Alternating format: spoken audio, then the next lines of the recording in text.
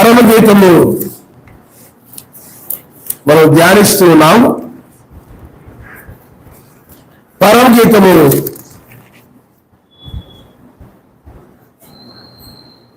5వ అధ్యాయము 9వ వచనం మనం చదువుకుందాం. స్త్రీలలో అధిక సుందరముల ద్వారా ఏడు ప్రియుల కన్నా నీ ప్రియుని విశేషమేమి? నీవు మా చేత ప్రమాణము చేయించుకున్నటకు ఏడు ప్రియుని కన్నా నీ ప్రియుని విశేషమేమి? చాలు చూడండమ్మా. స్త్రీలలో అధిక సుందరములు దానా అంటున్నాడు. ఇలారా స్త్రీలలో అధిక సుందరములు దానా అంటే చాలా మంది స్త్రీలు ఉంటారు. స్త్రీలందరిలో కూడా అధిక సుందరి అంటే అధిక సౌందర్యము, అధికమైనటువంటి అందము కలిగినటువంటిదని ఆయన యొక్క సమాజాన్ని గురించి, ఆయన బిడ్డల గురించి ఆయన మాట్లాడుతున్నారు. ఆయన నమస్కారం. హల్లెలూయా, హల్లెలూయా.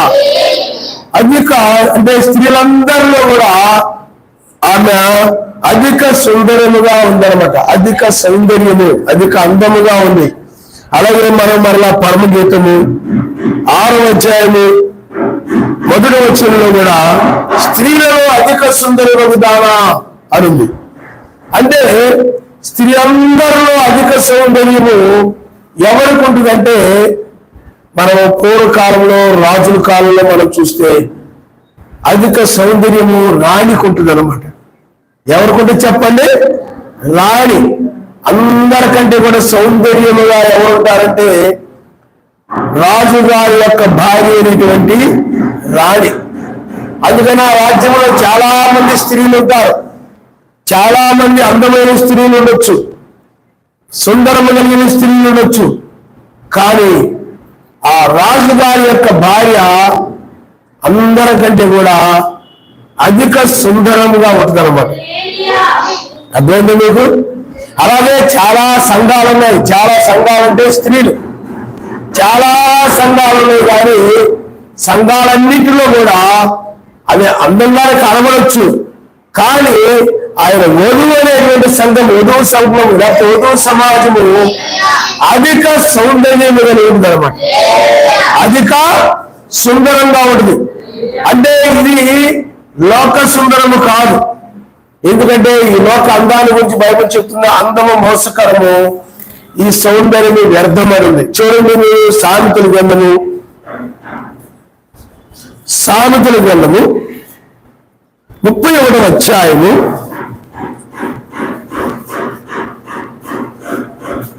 30వ వచనంలో మీరు ఒకసారి చూడమ్మా. అందము మోసకరము, సౌందర్యము వ్యర్థము, ఆ యావేందు భయభక్తులు కలిగినటువంటి స్త్రీ కొనియాడబడును. చేసిన పనిని బట్టి అట్టి దానికి ప్రతిఫలమైనను. గౌరుల యొక్క ఆమె పనులు ఆమెను కొనియాడును. కాబట్టి చూడండి, అందము మోసకరము, సౌందర్యము వ్యర్థము. ఈ లోకంలో ఉండే అందము మోసకరము. అందము ద్వారానే మోసం చేస్తారు. అందము మనం షాపులకి వెళ్ళామనుకోండి, అందంగా షాపులు చూపిస్తారు. అందంగా ఉండే కదా మనం కొనుక్కుంటాం, మోసపోతుంటాం చాలాసార్లు. సాతాను మనం చాలా అందమైన వాడు. అంటే అందంగా ఉన్నారంటే చాలా అందమైన వాళ్ళ మాట చాలా మంది వింటుంటారు. అందంగా లేని వాళ్ళ మాట పెద్దగా పట్టించుకోరు. అందంగా లేని వాళ్ళ మాట పెద్దగా వినరు. కానీ అదే అందమైన స్త్రీ ఉందనుకోండి, అది ఏది చెప్పినా కానీ ఆ మాట ఏం చేస్తారు చెప్పండి? నమ్ముతారు, చేస్తారు. అందుకని ఇప్పుడు షాపుల్లో ఎక్కడ చూసినా కానీ అందమైన యవ్వన బాలికల్ని పెద్ద పెద్ద షాపుల్లో, బంగారం పుట్టులో కానీ లేకపోతే బట్టల షాపుల్లో కానీ ఎక్కువ మందిని ఆడపిల్లల్లో పెడతా ఉంటారన్నమాట. అదేనా అందంగా కొప్పులు పెట్టుకుని అందంగా ఉండేటువంటి అమ్మాయిల్ని వాళ్ళు ఆ షాపుల్లో పెడుతున్నారు. కాడ పెట్టుకుంటే మోసం చేయడానికి బాగుంటుంది. మోసం చేసి డబ్బులు సంపాదించడానికి బాగుంటారు. ఎందుకంటే ఆ అమ్మాయి ఆ యొక్క ఆ వస్తువు రేటు లేక బట్టల రేటు ఒకవేళ అది 500 అనుకో, ఆ అమ్మాయి 1000 రూపాయలు చెప్పినా ఆ అమ్మాయి మాటకి ఎదురు చెప్పలేక, ఆ అమ్మాయి అందంగా ఉంటుంది కాబట్టి ఆ అమ్మాయి మాటకి ఎదురు చెప్పేవనుకో, మనం లోకు అయిపోతాము అని ఆ అమ్మాయి మెట్టు కోసం ఏం చేస్తారంటే 1000 రూపాయలైనా కొనేస్తుంటారు. అలాగా ఎక్కువ డబ్బులు వస్తాయన్నమాట. ఈ విధంగా అందము ద్వారా సాతానుడు కూడా చాలా అందమైన వాడు, చాలా సౌందర్యం కలిగిన వాడు అనమాట సాతాను. మన బైబిల్లో ఉంది, నేను దాన్ని చదివించాను అనమాట. వాడు చాలా అందగాడు. అందువల్లే అవ్వ ఏం చేసిందనంటే, అంటే ఆదాము కంటే కూడా అందంగా ఉండేవాడు, చాలా ఎర్రని శరీరం కలిగి ఉండేవాడు. అతడు యొక్క శరీరం మెరుస్తూ ఉండేదన్నమాట, చాలా రంగురంగులుగా మెరుస్తూ ఉండేది. అందువల్ల అవ్వ ఏం చేసిందంటే, చాలా అందంగా ఉండేటప్పటికీ ఆ అందాన్ని చూసి అందంగా ఉండాలని అతని యొక్క మాటలు నమ్మింది. అతని యొక్క మాటలే నమ్మింది. ఇదిగో ఈ ఫలములు తిన్నప్పటికీ కూడా, అమ్మా ఏ ఫలాలైనా మిమ్మల్ని తినకూడదని శాస్త్రం చెప్పారా అని అంటే, ఈ ఫలాలు తినకూడదని చెప్పినప్పుడు ఏమీ లేదు, మీరు తిన్న దేవదత్తుల వల్ల ఉంటారు, మీకు ఏం కాదు అని చెప్పేటప్పటికీ, అందంగా ఉండేటప్పటికీ కులుకుతూ ఇచ్చుకుంటూ కులుక్కుంటూ అతని మాట ఏం చెప్పండి, సిగ్గుపడిపోతూ చక్కగా అతని మాట అందంగా ఉండేటప్పుడు సిగ్గుపడిపోతుంటారు ఆడవాళ్ళు చాలా మంది. అలాగా సిగ్గుపడిపోతూ చక్కగా అతడు చెప్పిన ఫలాలు భుజించి మోసపోయింది. మోసం దేవదూతలు ఉండడం కాదు, శాపం తెచ్చుకున్నారు, మరణాన్ని తెచ్చుకున్నారు, దుఃఖం తెచ్చుకున్నారు, కన్నీరు తెచ్చుకున్నారు. అందువల్ల అందము ద్వారా సాతానుడు మోసం చేస్తుంటాడు. మొన్న రాత్రి నేను సిస్టర్ గారి దగ్గర పిల్లలకి ఎవరెవరు వస్తారు పిల్లలు అందరూ కలిసి ప్రార్థన పెట్టినప్పుడు అందం మీద నేను ఎక్కువ చెప్పాను అనమాట. అందం ఎలాగే ఇస్తారు బైబిల్లో మనం చూస్తున్నాం. ఆమె యజబేలు ఉంది, యజబేలు కూడా చాలా అందంగా ఉండేది. చాలా అయితే ఆమె కల్పించుకున్న అందం, రంగులు వేసుకుని రకరకాలుగా అలంకరణ చేసుకుని బంగారం వీటన్నిటి చేత చక్కగా అలంకరించుకుని, బంగారము వీటన్నిటి చేత కూడా చక్కగా అలంకరించుకుని చాలా తణుకు మెరుగులతో చాలా జివేలు అంటూ ఉండేది అనమాట. అర్థమైందా మీకు?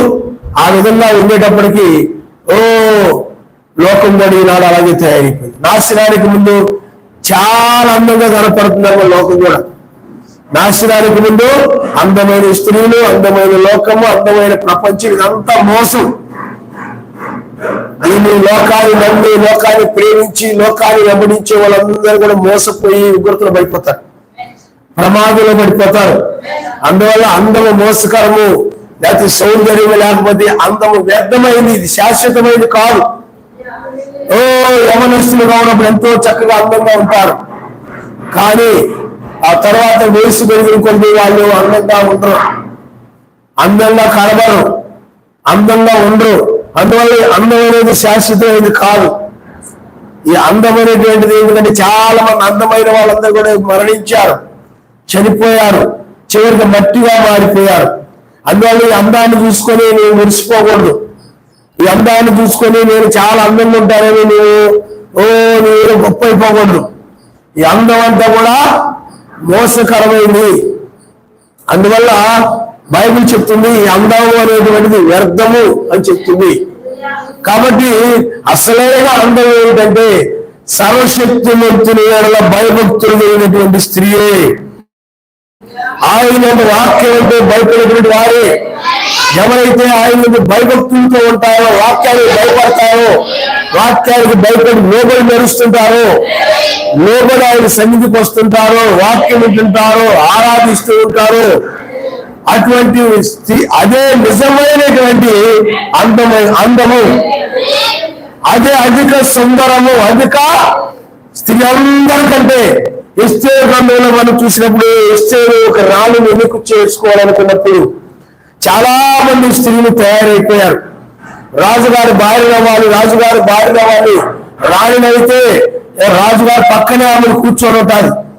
ఆ రాజ్యానికి ఆమె రాణి, ఆ రాజు ఎలాగో ఆ రాజ్యానికి కూడా ఆమె రాణి. కాబట్టి అందరూ కూడా చక్కగా చక్కగా చక్కగా రకరకాలుగా వాళ్ళు ఇష్టం వచ్చినట్లుగా వాళ్ళు నచ్చిన విధంగా చక్కగా అలంకరించుకున్నారు, చక్కగా చక్కగా అందంగా తయారైపోయారు. తలుపు వెలుగులతోటి చాలా అందంగా కొప్పులు పెట్టుకొని, ఐబ్రోస్ చెప్పుకొని, అంటే నొసులు చెప్పుకొని, లిప్టిక్కులు రాసుకొని రకరకాలుగా అందంగా తయారైపోయారు. మనం చూస్తే వాళ్ళకి నచ్చిన విధంగా వాళ్ళ అద్దాల ముందు కూర్చొని, అద్దాల ముందు నిలబడి, మంచి కాస్ట్లీ అద్దాలు కొనుక్కొని, మంచి విలువైన అద్దాలు కొనుక్కొని, ఆ అద్దాలు చక్కగా పెట్టుకొని అద్దాల ముందు నిలబడి చాలా చక్కగా అందంగా తయారైపోయారు. చాలా అందంగా తయారైపోయారు. కానీ ఎస్తేరు చూడండి, హేగే ఎలాగైతే అలంకరించారు, హేగే ఎలాగైతే అలంకరించి, హేగే అంటే సేవకుడు.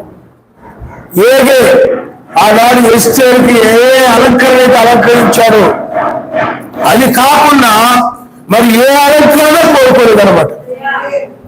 అంటే ఆమె ఏం చేసిందంటే సమర్పించుకొని ఏదైతే అలంకరించాడో ఆ హేగే దాన్నే అలంకరించుకుంది, ఇంకేమీ అలంకరించుకోలేదు. చాలా చక్కగా ఆ యొక్క హేగే ఏమైతే అలంకరించాడో వాటిని మాత్రమే ఆమె అలంకరించుకొని చాలా చక్కగా చూడండి. ఎస్తేరు గ్రంథం మరొకసారి మనం చదువు.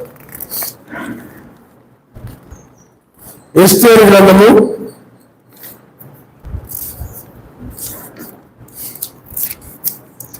'చూడమ్మా,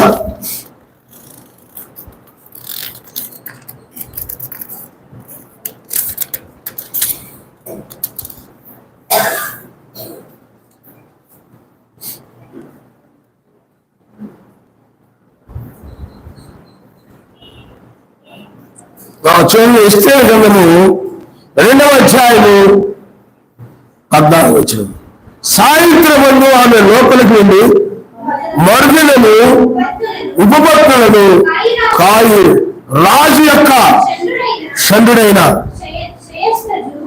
షయస్కజు అని అతని వశములోనున్న 2వ అంతఃపురమునకు తిరిగి వచ్చును. ఆమె యందు రాజు సంతోషించి ఆమెను పేరు పెట్టి పిలిచేనే గాని ఆమె రాజు వద్దకు మరలా వెళ్ళకుండాను. మొర్దెకై తన కుమార్తెగా స్వీకరించుకుని తన పినతండ్రి అయిన కుమార్తెను ఎస్తేరు రాజు వద్దకు వెళ్ళినకు వంతు వచ్చినప్పుడు స్త్రీలను కాయు రాజు యొక్క షండుడైన హేగే చూడండి నిర్ణయించిన అలంకారము గాక ఆమె ఏమీ కోరలేదు. ఎస్తేరును చూచిన వారందరికీ ఆమె యందు దైవభక్తుడు. ఈ ప్రకారము ఎస్తేరు రాజైన అహష్వేరోషు ఏలుబడి ఉంది 7వ సంవత్సరమున తెబేతు అనే 10వ నెలలో రాజు నగరంలోనికి అతని వద్దకు పోగా స్త్రీలందరికంటే రాజు ఎస్తేరును ప్రేమించను. కన్యకలందరికంటే ఆమె అతని వల్ల దయాదాక్షిణ్యములు పొందును. అతడు రాజ్య కిరీటమును ఆమె తల మీద ఉంచి ఆమెను వస్తువుకి బదులుగా రాణిగా నియమించను. కాబట్టి పిల్లలు చూడండి, చాలా మంది కన్యకలు రాణి కావాలని అలా ఇలా రకరకాలుగా తయారైపోయారు. రకరకాల బట్టలు వేసుకుని మార్కెట్కి వెళ్ళిపోయి అందంగా కనపడాలని అందమైనటువంటి స్టైల్ గా ఉండేటువంటి తలుపు పిలుకులతో ఉండేటువంటి రకరకాల డిజైన్ ఉండేటువంటి లేకపోతే ప్యాంట్లు లాంటి జీన్స్ ప్యాంట్లు వేసుకొని టీ షర్ట్లు వేసుకొని కొంతమంది ఇలాగ నీట్ గా కత్తిరించుకొని వెనక జుట్టు కత్తిరించుకొని కొప్పులు పెట్టుకొని రకరకాల ఇప్పుడు స్త్రీలు రకరకాలు ఏ విధంగా అయితే ఉంటున్నారో అదేవిధంగా రకరకాల వాళ్ళు నచ్చినట్టుగా అలంకరించుకున్నారు అన్నమాట. ఎవరు కూడా ఏ చెప్పినట్టు ఎవరు చేయలే, ఎవరు కూడా సేవకుడు చెప్పినట్లుగా నడవలా, ఎవరు కూడా సేవకుడు నువ్వు చెప్పినట్లుగా అంటే సరశక్తివంతులైన భయభక్తులు అక్కడ లోకరీతిగా చక్కగా అందంగా తయారైపోయారు, నీట్గా తయారైపోయారు.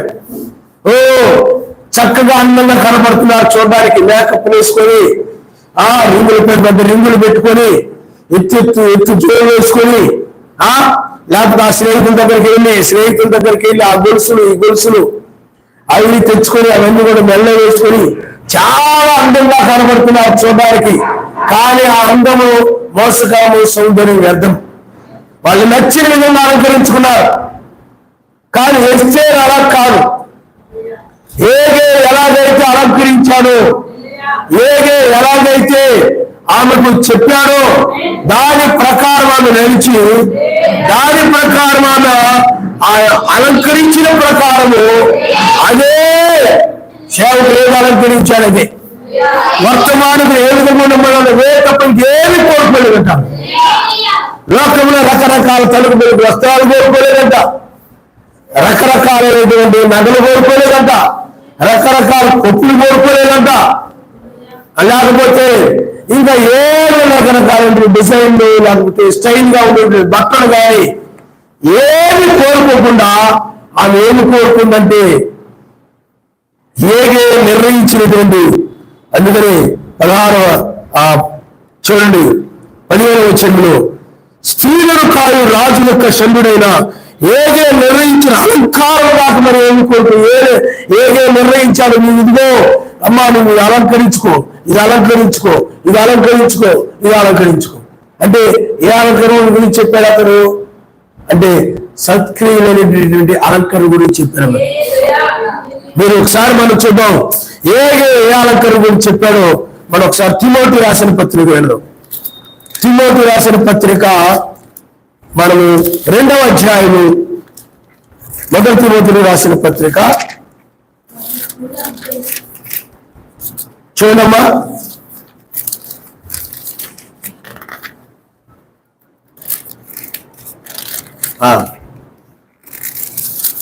మొదటి తిమోతిని రాసిన పత్రిక 2వ అధ్యాయము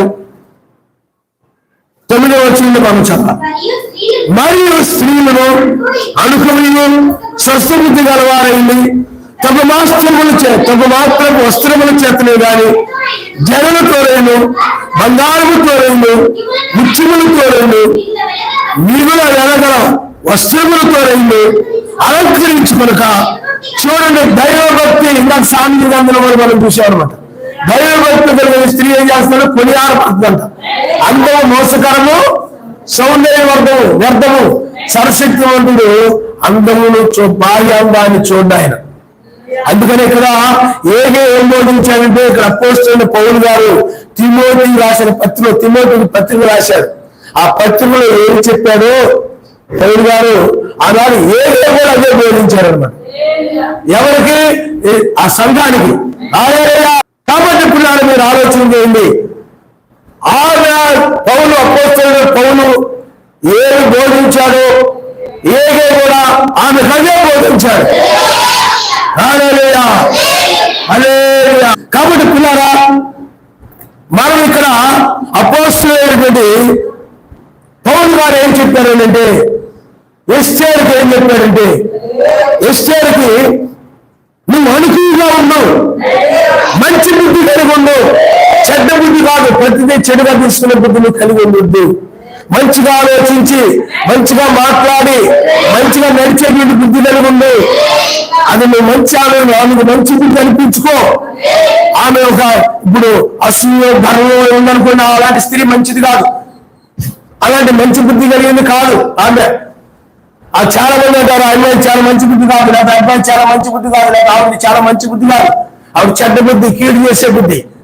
కానీ మంచి బుద్ధి అంటే మేలు చేసేటువంటి బుద్ధి. అందుకని నువ్వు అనుకూలంగా ఉండు, రాజుకు నువ్వు అనుకూలంగా ఉండు, మంచి బుద్ధి కలిగి ఉండు. చాలా అనుకూలం కలిగిన అమ్మాయి, చాలా లోబడే అబ్బాయి, చాలా లోబడే స్త్రీ. ఆ విధంగా ఎస్తేరుకు బోధించాడు. నువ్వు అనుకూలంగా ఉండు. నువ్వు మంచి బుద్ధి, స్వస్థ బుద్ధి కలిగి ఉండు. అలాగే తగుమాత్రము వస్త్రాలు వేసుకో. తగుమాత్రము వస్త్రాలు వేసుకో అంటే గంగిరెద్దులాగా గంగిరెద్దులాగా ఏదో రకరకాలైన మోడల్తో స్టైల్ గా ఉన్నటువంటి, స్టైల్ గా కనబడేటువంటి అలాంటివి నువ్వు వేసుకోకుండా, ఇదిగో నిన్ను చూడగానే, నీ వస్త్రధారణ చూడగానే, ఓ ఈమె చూడండి, ఓ భక్తి కలిగిందిరా, ఈమె విశ్వాసిరా, ఈమె క్రైస్తవురాలా, ఈమె భక్తి పరురాలా, ఈమె భయభక్తి కలిగిన స్త్రీరా అని కనబడేలాగా అలాంటి వస్త్రాలు వేసుకున్నా. అంతేగాని నేనేంట్రా సినిమా లాగా ఉందండి ఈ అమ్మాయి ఏంట్రా సినిమా హీరోయిన్ లాగా ఉందిరా, సినిమా తారలాగా తయారైపోతున్నాడు ఏంట్రా, ఏంట్రా వీళ్ళు చర్చికి వెళ్తున్నారు, దేనికి వెళ్తున్నారు వీళ్ళు, ఈ ఎవరిస్తున్న పిల్లలు కూడా ఏంట్రా సినిమా తారలాగా తయారైపోతున్నారు. ఒకరి మీద ఒకరు పోటీగా డ్రెస్సులు కొనుక్కొని, డ్రెస్సులు వేసుకొని సినిమా వాళ్ళకి ఆరాధ అనుకునేలాగా ఉన్నవారు. తగు మాత్రపు వస్త్రములు ధరించుకో. ఎస్తేరు, నువ్వు తగు మాత్రం వస్త్రాలు ధరించుకో, అంతేగాని స్టైల్ గా లోకములు అన్ని స్త్రీలు అన్యుల పిల్లలు ఎలా వేసుకుంటుంటారు, అన్యుల పిల్లలు ఎలా ధరించుకుంటుంటారు, అన్యుల పిల్లలు ఎలాగ లోకస్తుల పిల్లలు ఎలాగైతే ఉంటుంటారో అలాంటి వస్త్రాలు నువ్వు వేసుకోవద్దు. నువ్వు తగుమాత్రపు సింపుల్ గా ఉండే వస్త్రాలు, సామాన్యంగా ఉండే వస్త్రాలు, నువ్వు సామాన్యంగా ఉండాలి. బైబిల్లో ఎప్పుడు కూడా ఆయన సామాన్యతలో ఉన్నారు. ఆయన సామాన్యంగా సామాన్యమైనటువంటి వస్త్రధారణ, సామాన్యంగా ఉండాలి. క్రైస్తవులు అనబడినటువంటి వాళ్ళ వస్త్రాలు ఎలా ఉండాలి చెప్పండి? జీన్స్ ప్యాంట్లు వేసుకొని, టీ షర్ట్లు వేసుకొని చర్చికి వస్తుంటారు, పాటలు పాడుతూ ఉంటారు. నేను మా అమ్మ కొనిపిస్తే బాగుంది, నేను కూడా వేసుకుని తిరిగేదాన్ని అని అన్నట్టుగా తిరుగుతూ ఉంటారు అన్నమాట. ఆ విధంగా మిగతా స్త్రీలందరూ కూడా అనుకోలేదు, స్వస్థ బుద్ధి లేదు. చాలా రకరకాల బట్టలు వేసుకొని ఉన్నారు అందరూ కూడా. కానీ ఎస్టేర్ ఎలా ఉందంటే, తమ మాత్రం వస్త్రాలు వేసుకో, స్వస్థ బుద్ధి కలుగుంటే అదే వేసుకుంది. అదే ఇంకా ఏదో చెప్పిన మాట జవదాట్లే, ఫ్యాంట్ లాంటి బట్టలు వేసుకోవద్దు, నువ్వు కాళ్ళకి ఫ్యాంట్ లాగా తొడుక్కునే బట్టలు నువ్వు వేసుకోవద్దు. చాలా మంది స్త్రీలందరూ కూడా వేసుకొని ఉన్నారు. అందరూ కూడా రాజుగారు మా అందాన్ని చూసి ఎన్నుకుంటాడేమో, మా అందాన్ని చూసి రాణిగా ఎన్నుకుంటాడేమని అలాంటి అన్ని వేసుకొని ఉన్నారు. కానీ ఈయన మాత్రము తగు మాత్రం వస్త్రాలు వేసుకునేది అన్నమాట.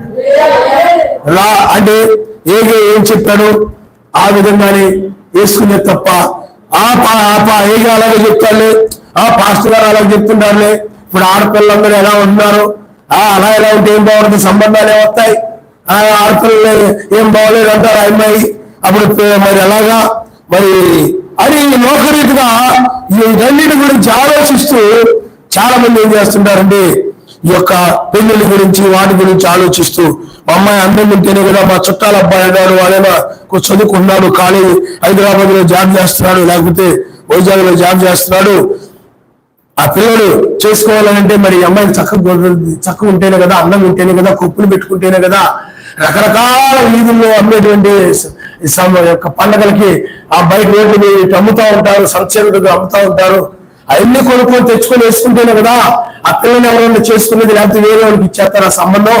ఇలా ఉంటే ఎవరు చేసుకుంటారు? తను మాత్రం వస్త్రాలు వేసుకొని స్టైల్ గా లేకుండా, సామాన్య స్టైల్ గా ఏమి లేకుండా సామాన్యం ఉండే బట్టలు వేసుకుంటే ఏ సంబంధాలు వస్తాయి అనుకుని చాలా మంది తల్లిదండ్రులు ఏం చేస్తుంటారంటే, ఆ పాస్టర్ గారు అలాగే చెప్తుంటారులేమ్మా, కొనుక్కో, తీసుకో, నీకు నచ్చింది తీసుకో, నీకేది కావాలి కొనుక్కో అని కొనిపించేస్తున్నారు చాలా. అర్థమైందా? అదే కొనిపించేస్తున్నారు. కానీ ఎస్టేరు అలాంటివి ఎప్పుడు కూడా వాళ్ళు ఎవరైనా ప్రేరేపించినా కానీ, ఎవరైనా కొనుక్కో, ఇది బాగుంటుంది, తగు మాత్రం వస్తారనేంటి అని ఎవరైనా ప్రేరేపించినా, కొనుక్కోమన్నా, లేకపోతే తనతో ఉన్న స్త్రీలందరూ కూడా రకరకాలు వేసుకున్నప్పుడు కూడా వాళ్ళని చూసైనా కానీ ఆశించలేదు. ఇంకా వాళ్ళ బట్టలు చూసి వీళ్ళ బట్టలు చూసి, వీళ్ళ బట్టలు చూసి వాళ్ళ కుప్పలు చూసి, వీళ్ళ కుప్పలు చూసి అది ఏమి చూసి ఏమి ఆశించకుండా ఆమె ఏం చెప్పాడో అదే ధరించుకోండి. ఆయన ఊర్లు కూడా అదే విధంగా ఉండదు కాక. కాబట్టి ఈనాడు స్త్రీలు చూడండి, రకరకాలుగా పార్కుల దగ్గర, చెట్ల దగ్గర నిలబడి, బుట్టల మీద నిలబడి, బండల మీద నిలబడి, వాళ్ళ మీద నిలబడి, బండి మీద కూర్చొని రకరకాలుగా పుట్టులు దిగుతూ ఉంటారు. అందం అందం అందం అందం అందం అని. ఈ అందము ఆయనకు అవసరం లేదు. ఇది అర్థంగా ఈ అందాన్ని చూసి ఆయన తీసుకెళ్ళండి. అందం శాశ్వతమైనది కాదు, ఇదే శాశ్వతమైనది అనుకోవా. స్వస్థబుద్ధి కలిగి ఉండడము. ఆ తర్వాత పిల్లారా చూడండి, మళ్ళా వాక్యం ఏం చెప్తుందో, జనలతో రైలు, బంగారముతో రైలు, ముత్యములతో రైలు, మిగులు వస్త్రములతో రైలు అలంకరించుకొనక. చూడండి ఎస్తేరు చూడండి, అన్న జనలతో రైలు. చాలా మంది మనం ఆఫ్రికా వాళ్ళు చూసినట్టయితే ఇటొక జడ ఇటొక జడ ఇటొక జడ, తలంతా కూడా 20 జడలో ఏమో ఉంటుంది. రకరకాల జడలు వేస్తారు కొంతమంది, అలా వేయకూడదు.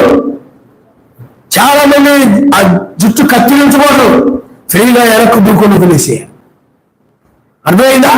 వినాయక చర్చిలు అలా ఉంటారు. లేదు ఒకవేళ మనకి ఇక్కడ అలా కుదరదు అని అనుకుంటే ఏదో ఒక జడ వేసుకోవడమే తప్ప స్టైల్ గా రకరకాల జడలు వేసుకునేటువంటి స్వభావం ఉంటుంది. అందం కోసం, అందంగా కనబడాలని ఇలా జడేసి కొందరు గమనిస్తుంటారు. ఇలా చేసి 2 జడలు ఇలా లాగుతారు. మళ్ళీ ఇక్కడి నుంచి ఒక జడ. మా అమ్మకి చాలా జడలు వేయవచ్చు తెలుసా? మా అమ్మకి రకరకాల మోడల్ యూట్యూబ్లో చూసి రోజు వెరైటీ జల్లేస్తుంటే తెలుసా మీకు? మా అమ్మ అంత తెలివైంది, మా అమ్మ అంత జ్ఞానం కలిగింది. ఆ విధంగా చెప్పుకుంటా స్త్రీలందరూ కూడా చూడండి, నా బట్టలు అక్కడ కొనుక్కున్నాను, నేను బట్టలు ఇక్కడ కొనుక్కున్నాను, నా బట్టల వల్ల నాకు అందం వచ్చింది, ఆ జగ వల్ల అందం వచ్చింది. మా అమ్మ చాలా తెలివైంది. ఈ రాజుగారు ఎన్నిక చేసుకోవాలని, రాణిగా ఎన్నిక చేయబడాలని నేను నన్ను బ్యూటీ పార్లర్ తీసుకెళ్ళింది మా అమ్మ. బండి మీద తీసుకుని వెళ్ళి బ్యూటీ పార్లర్ తీసుకెళ్ళి ఎంతైనా పర్వాలేదు. మా అమ్మాయికి చక్కని జల్లైంది, చక్కగా వసూలు చెక్కండి, ఆ చక్కగా అన్నం కనపడేలాగా కళ్ళు కూడా అన్నం తిప్పుతా ఉంటే కళ్ళు అన్నం కనపడాలి, చేపలాగా చేప కళ్ళులా ఉండాలి. ఆ విధంగా వాళ్ళమ్మ చెప్తే వాళ్ళు రకరకాల జల్లేసి రకరకాలుగా చేస్తున్నారు.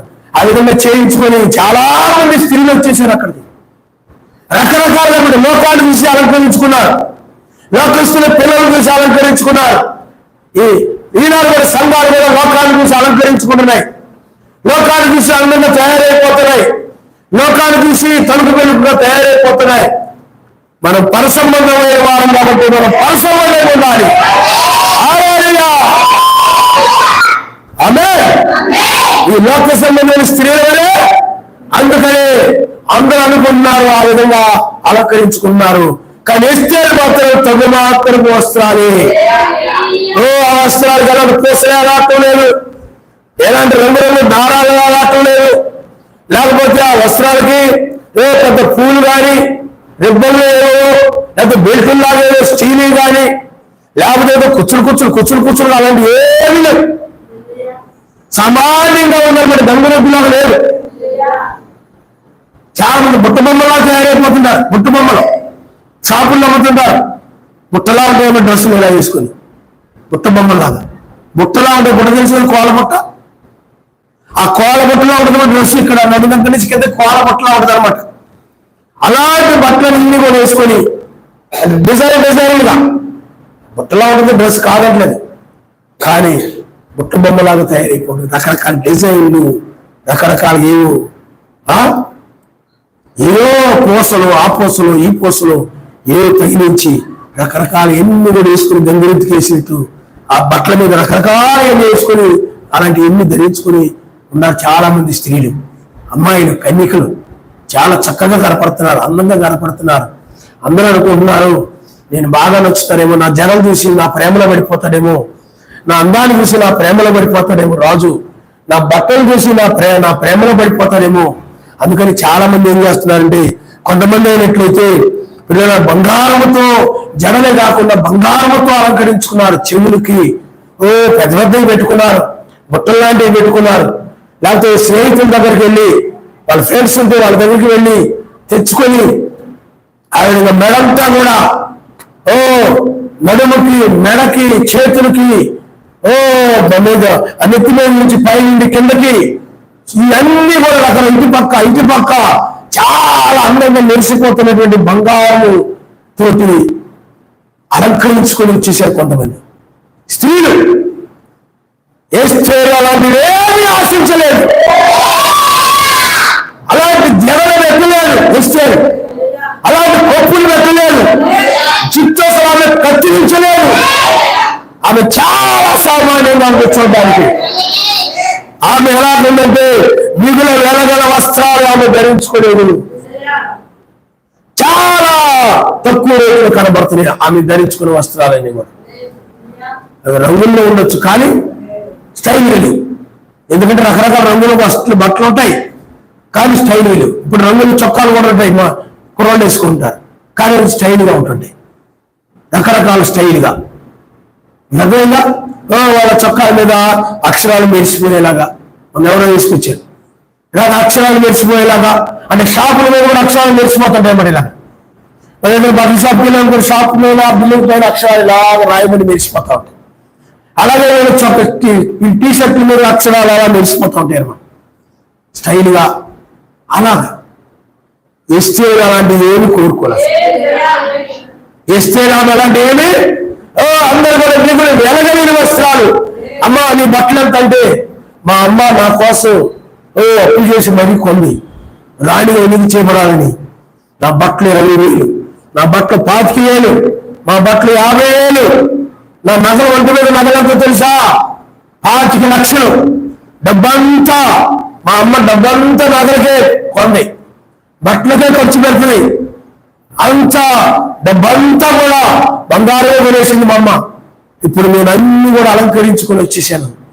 ఈ బంగారాన్ని చూసి రాజు నేను ఎన్నుకుంటాడేమో అనుకుంది, కొప్పులు చూసి ఎన్నుకుంటాడేమో, కొంతమంది నా కనుబొమ్మలు చూసి ఎన్నుకుంటాడేమో, నా ప్రేమలో పడిపోతాడేమో, నా కళ్ళు చూసి ప్రేమలో పడిపోతాడేమో, నా బట్టలు చూసి ప్రేమలో పడిపోతాడు, నన్నే ప్రేమిస్తాడు ఆయన, నన్నే ప్రేమిస్తాడు అనుకుంటున్నాను. అందరూ కూడా ఎత్తు జోళ్ళు వేసుకుని, ఏమండి ఎత్తుగా ఉండే జోళ్ళు, వంకర టెంకర్గా నడుస్తూ అప్పటి వరకు బాగా నడిచేవాడు. కానీ కొంతమంది ఏం చేస్తారు, మగాళ్ళు చూడగానే వంకర టెంకర్గా నడుస్తారు. వంకర టెంకర్గా నడుచుకుంటూ పోతుంటారు. దెయ్యమని ఇలాగ నడుస్తున్నారు కొంతమంది. ఇలాగా అలాంటివి ఏమి కూడా ఇస్తారు కోరుకునలేదు. అపోస్తలుడైన పౌలు చెప్పినట్లుగానే అక్కడ ఏం చెప్పారో నువ్వు అనుకోగలిగి ఉండు, స్వస్థ బుద్ధి కలిగి ఉండు. తమ మాత్రం వస్త్రం చేతనే కానీ ఇతను జలలతో లేను, బంగారముతో లేను, అలాగే ముత్యములతో లేను. కొంతమంది బట్టలకు ముత్యాలు తెల్లగా పెట్టుకొని ఉంటారు. ముత్యములతో లేను బట్టల మీద కానీ మేడలో కానీ ఏ బంగారము కానీ రకరకాల బంగారు డిజైన్ బట్టల మీద ఏమీ లేకుండా చాలా సామాన్యమైన బట్టలు మీరు వేసుకొని మిగిలిన వస్త్రాలను ధరించొద్దని చెప్పాడు. ఆయన చెప్పినట్టుగానే తగుమాత్రం వస్త్రాలు వేసుకుని అడుక్కువ స్వస్థ బుద్ధి కలిగి ఆమె దైవభక్తితో కనబడుతుంది. దైవభక్తితో ఉండము, దేవుని భక్తి కలిగిన స్త్రీగా ఉండు, సర్వశక్తిమంతుడైన భక్తి కలిగిన స్త్రీగా ఉండు, రాజు పట్ల భక్తి కలిగిన స్త్రీగా ఉండు, మెస్సీ పట్ల భక్తి కలిగిన స్త్రీగా ఉండు. ఆ విధంగా నేను చూసినప్పుడు ఆమె చాలా భక్తిపరురాలుగా, నీ ప్రవర్తన చూసినప్పుడు చాలా భక్తిపరురాలుగా, నీ పరిశుభ్రమైనటువంటి ప్రవర్తనని బట్టి నీ భక్తిపరురాలు అని అర్థమవుతుంది అన్నమాట. నువ్వు చెడుతనాన్ని అసహించుకొని చూడండి, చెడుతనాన్ని విసర్జించి మంచిగా జీవించేటువంటి స్త్రీని ఆమె దైవభక్తి కలిగిన స్త్రీ అంటారు. ఆ విధంగా దైవభక్తి కలిగిన స్త్రీగా నువ్వు ఉండాలి అని ఆమెకు ఇష్టం చెప్పారు. మిగతా స్త్రీలలో దైవభక్తి లేదు, అందంగా ఉన్నారు, సౌందర్యంగా ఉన్నారు, సామెతలో చెప్పినట్లుగానే. సామెతలు మీరు ఒకసారి చూడ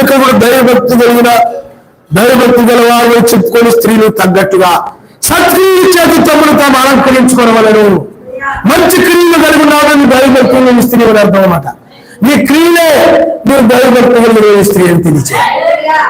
నువ్వు గౌరవించడం, ప్రేమగా ఉండడం, దయగా ఉండడం, క్షమించడం, మధురంగా ఉండడం, సహోదర ప్రేమ కలిగి ఉండడం, ఈ క్రియలన్నిటిని బట్టి ఈమె దైవభక్తి కలిగిన స్త్రీరా.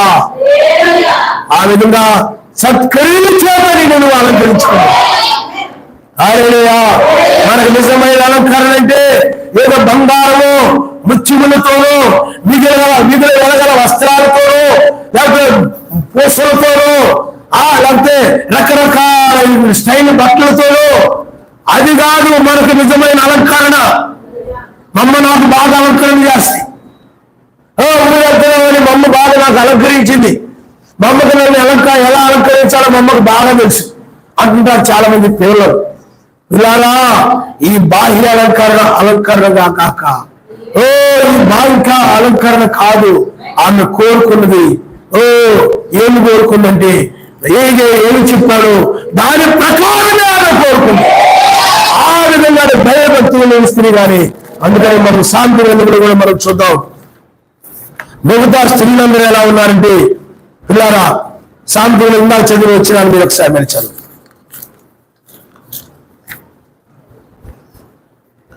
చూడండి 30 వచ్చాడు. అందరూ మోసకరము సౌందర్యం వర్ధం. అందాన్ని నమ్ముకొని వచ్చిన వాళ్ళందరూ కూడా మోసపోయారు. ఇస్తుంది గ్రంథంలో సౌందర్యము వ్యర్థము రాజుకు తెలిసిన అందము మోసకరము సౌందర్యం వ్యర్థము రాజుకు తెలుసు. అందుకని అందంగా తయారైపోయి అందంగా అలంకరించుకొని వచ్చిన వాళ్ళందరూ కూడా ధృవీకరించారు. ఆయన అర్థమైనా ధృవీకరించి చాలా భర్త అంటే గౌరవం కలిగి లోబడే స్వభావం కలిగి అంటే మెస్సై పట్ల లోబడే స్వభావం కలిగి భయభక్తులు కలిగి దైవభక్తితో ఉండి మంచి సత్క్రియలు కలిగినటువంటి ఆ ఎస్తేరు ఎన్నుకున్నాడు.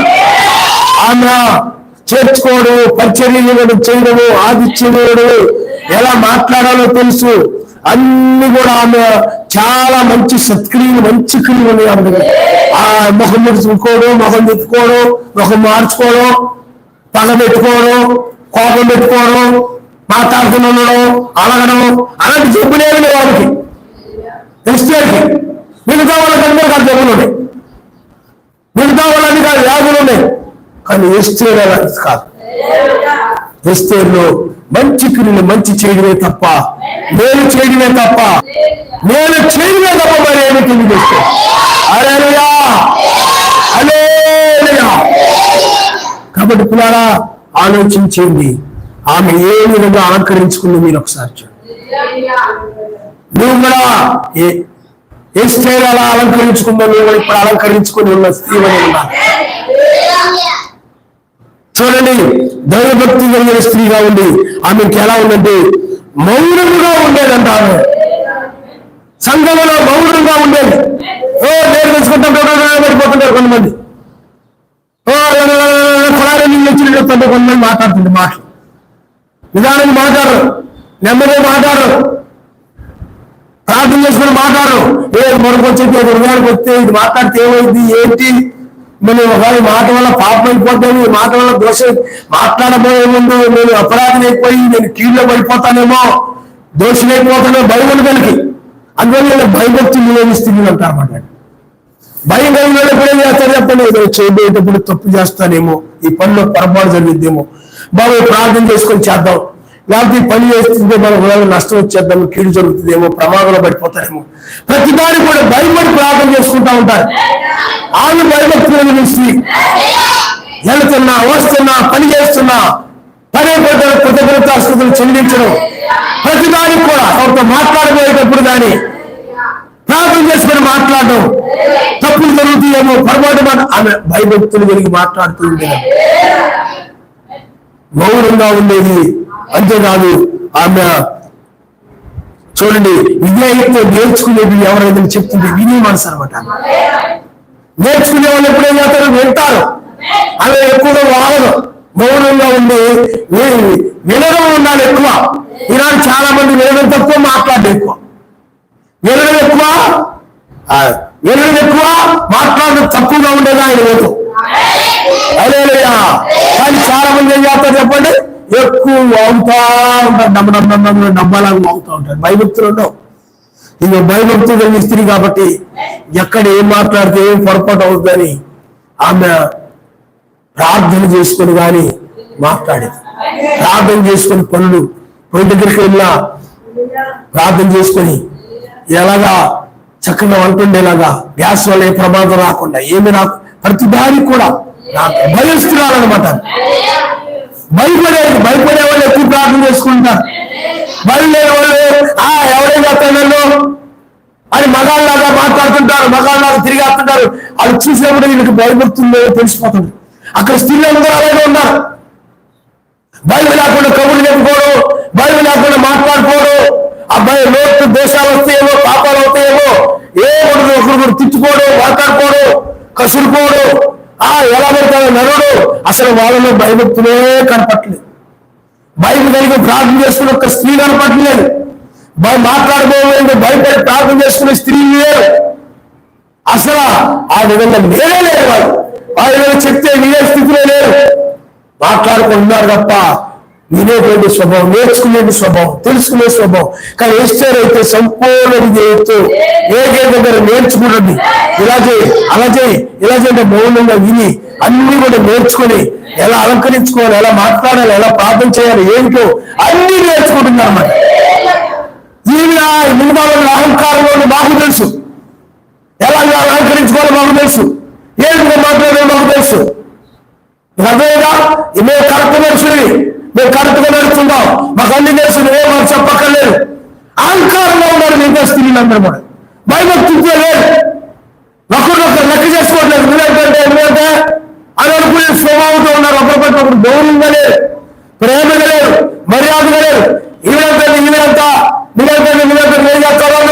అహంకారంలో ఉండి కలహాలు రకాలు, గొడవల రకంగా ఏదో గొడవలు పెట్టుకుని ప్రార్థన సరిగా రాకుండా ఉండే విధంగా భయభక్తులు లేకుండా భయం. అదే ఆదాయం చేస్తే భయం కలిగింది. ప్రార్థన మారేది కదా.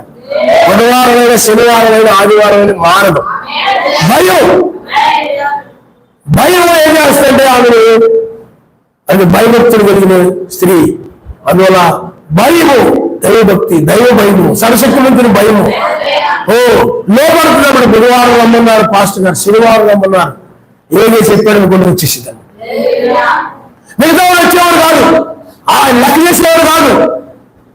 నాకు ఆ పనులు ఉన్నాయి, ఈ పనులు ఉన్నాయి, మా వాళ్ళు పంపిస్తున్నాను రాకపోతే పర్లేదులే అనుకునే స్వభావం అనమాట. ఏమైనా పెళ్లిళ్ళకి పబ్బాలకైతే ఇంట్లో ఒకరైతే సరిపోతాయి. ఇది అలా కాదు. ఎవరి భక్తి వాళ్ళదే, ఎవరి రక్షణ వాళ్ళదే, ఎవరి ఆరాధన వాళ్ళదే, ఎవరి పెళ్లి వాళ్ళదే, ఎవరి ప్రతిభ వాళ్ళదే. మీరు అర్థమైందా? ఎవరు ప్రతిఫలమో వాడియే. అందువల్ల ఇంట్లో ఎవరు వెళ్తున్నారు కదా, నా భార్య వెళ్తుంది కదా, నా భర్త వెళ్తుంది కదా, పర్వాలేదులే, ఇంటికోటి వెళ్తే స్వామి అందరూ పిలవలేదు కదా. వీళ్ళు అందరూ పిలవలేదండి, పెళ్లికి ఒకరే పిలిచారు, అందుకని ఇంటికి ఒకరు వెళ్తున్నాం. ఇది అలా కాదు, ఆయన అందరిని పిలిచాడు, నువ్వు రావట్లేదు. ఎస్టర్ అలా కదా, భయం, చాలా భయస్తున్నారు. చాలా మందిలో భయం లేకుండా ఉంటారు, ధైర్యంగా మారేస్తున్నారు ప్రార్థన. ఆ రోజుల్లో కూడా అలాగే ఉన్నారు ఆ స్త్రీలు, అలాగే ఉన్నారు. ఇప్పుడు పురుషులు కూడా చాలా మంది అలాగే ఉన్నారు, స్త్రీలు అలాగే ఉన్నారు, ఆ రోజుల్లో కూడా అలాగే ఉన్నారు. ఆ విధంగానే నాకు ప్రార్థన మానేడు నా వల్ల అసలు ఎన్ని పనులున్నా సరే పూజలు పోయింది అనుకుంటాను. ఆ రోజు నష్టమైతే వచ్చింది అనుకుంటానండి. వాళ్ళు తిట్టుకున్నారు అనుకుంటాను, లేదా రెండో రోజు నన్ను పిలవపోయారు అనుకుంటాను. ప్రార్థన మాత్రం మానే. బుధవారం కానీ, శనివారం కానీ, ఆదివారం కానీ మానే ప్రసక్తి లేదు. డబ్బులు పోతే పోని, అదేనా లేకపోతే లేకపోయింది అనుకుంటాను. నాకు ప్రార్థన ఆ విధంగా ఎస్టేరు మాట్లాడుతూ ఉండేది అనమాట. అమ్మ ఈరోజు పని రావచ్చు, రోజు వస్తాను, ఈరోజు రాని, నాకు ఈరోజు ప్రార్థన నేను రాను. ఎక్కువ చేసేది ఆ రోజు పని. ఓనగారు అనుకోవడం, ఈరోజు అర్జెంట్ పని ఉంది, నిన్నంతా చేసేవాడు మీరు వచ్చి ఏమైనా అనుకోని ఆ విధంగా ఎస్టేరు ఉండేది. అప్పుడు అందరూ అనుకునేవారంట, ఆవిడ పని పిలిచిన అందరూ కూడా అందరూ అనుకునేవారంటే ఎస్టేరు గురించి ఏమనుకునేవారంటే ఆమె చాలా భయభక్తులు కలిగిన స్త్రీరా, సర్వశక్తిమంతులు భయభక్తులు కలిగిన స్త్రీరా, ఈరోజు బుధవారం ప్రార్థన అంటే అవి రాదు, నాకు ఈరోజు ఆదివారం ప్రార్థన అంటే అవి రాదు, నువ్వు ఇస్తాను నక్షత్రాన్ని కూడా రాదానా? శనివారం ప్రార్థన ఉందంటే ఆమె రాదు, నువ్వు ₹1,00,000 ఎక్కడ ఉన్నా కూడా తీసుకుని బలం మీద పెట్టావు రాదు. సరశక్తిమంతుడి వాక్యం అంటే అంత భయభక్తులు లేని నీ స్త్రీ అది కొనియాడుతుండేవారంట ఆమె గురించి, చెప్పుకుంటా ఉండేవారంట ఆమె గురించి. కానీ ఈనాడు ఎవరు నీ గురించి చెప్పుకోరు, ఎందుకంటే నువ్వు వాళ్ళకి అనుకూలంగా లోక పనులకు వెళ్ళినప్పుడు పనులకు అనుకూలంగా పిలిచినోళ్ళకి అనుకూలంగా నడుస్తుంటావు, వాళ్ళని మెప్పించడానికి, వాళ్ళు సంతోషపరచడానికి. అవసరమైతే ప్రార్థన మాడితే వాళ్ళు కూడా అనుకుంటారు ఈయనంత భయభక్తులు వెళ్ళలేం కాదురా, మనం నమ్మంటే వస్తుంటారు చేస్తుంటారు, అవసరమైతే ప్రార్థన మాడేస్తారు వీళ్ళు అనుకుంటారు. వాళ్ళు కూడా ఇది ఏమనుకుంటారు చెప్పండి? అలాంటి వాళ్ళు అనుకుంటారు వాళ్ళందరూ భయభక్తులు లేని వాళ్ళు కాదు, భయభక్తులు లేని వాళ్ళు కాదు. ప్రార్థన ఉందని నువ్వు అన్నావు అనుకో, రోజు నాకు పనుందని వెళ్ళిపోతాను, ఈరోజు ప్రార్థన సంగతి పనులు వెళ్ళిపోతాను. అక్కడ పని చేస్తున్నారు అనుకో ఉంటారు ఈ క్రైస్తవులే, కానీ ఇలా పని మనసు ఎక్కువ, పనిపిచ్చి ఎక్కువ, వీళ్ళకి పెద్దగా ప్రార్థనకి. అదే మన ఒక ఆయన అంటున్నాడు, ఇద్దరు క్రైస్తవులు చూశానండి, మాకు ఇద్దరికి పని చేశారు, ఇద్దరు పని చేస్తే అందుట్లో నిజమైన క్రైస్తవులు ఏం చూశారు అన్నాడు. నిజమైన క్రైస్తవుడు అంటే ఆయన ప్రార్థన ఉంటే చాలు, ఆ పని ఏదైనా ముందుగా చేయడం ఏదో చేసి, లేకపోతే రేపు వస్తానని చెప్పి ఆ ప్రార్థన మానేసి వెళ్ళిపోతానండి ఆయన. అంత భయం. అందుకనే మేము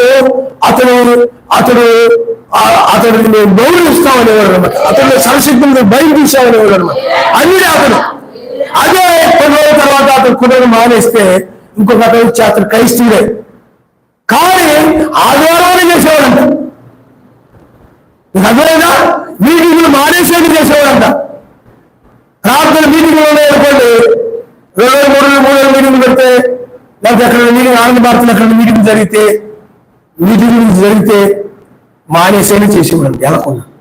అప్పుడు అనుకునేవాడు అంటే ఏంటి భక్తితో చేయాలి కదా, ఇన్ని పని ఉన్నా కానీ ఇంత ముందు క్రైస్తవుడు అయితే పని ఉన్న ప్రార్థన ఉందంటే వెళ్ళిపోయేవాడు, పని ఏదన్నా చర్చలు చేసుకుని గంట ముందు వెళ్ళిపోయేవాడు.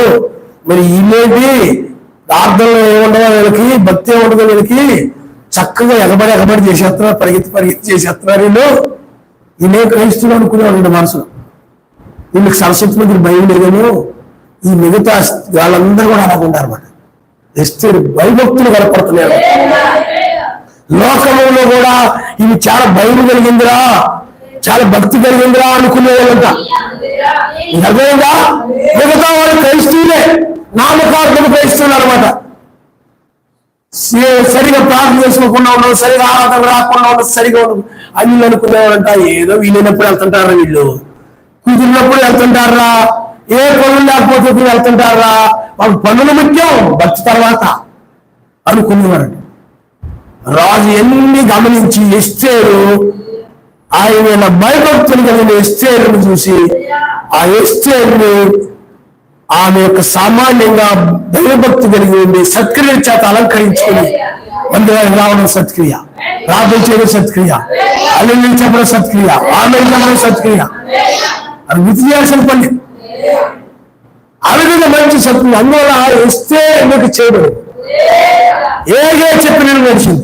మిగతా వాళ్ళు నడిచేవాళ్ళు కాదు, ప్రార్థన వచ్చేవాళ్ళు కాదు, సరిగా అలంకరించుకునేవాళ్ళు కాదు, మత్స్యాకుండా ఎలా మానేస్తుంటారు, వీళ్ళు ఎలా మానేస్తుంటారు, భయభక్తులు కలిగి ఉండు. ఆ పనులకు వెళ్ళిన చోట కూడా వీళ్ళు క్రైస్తులు చెప్పుకోరు. ఏ రోజైనా కూడా మాకు పనున్నా కానీ మేము ప్రార్థనకి వెళ్ళిపోతారు, అందరూ ఏది ఉండదు, మూడు మొదలుగా అలా చేసేస్తా ఉంటారు. మనకున్నారా ఆలోచన చేయండి. అలాంటి వాళ్ళని ఆయన ఏం చేసాడు, తిరస్కరించేసాడు మొత్తాన్ని. అలాంటి స్త్రీలని, అలాంటి సంఘాలని అందరినీ తిరస్కరించాడు.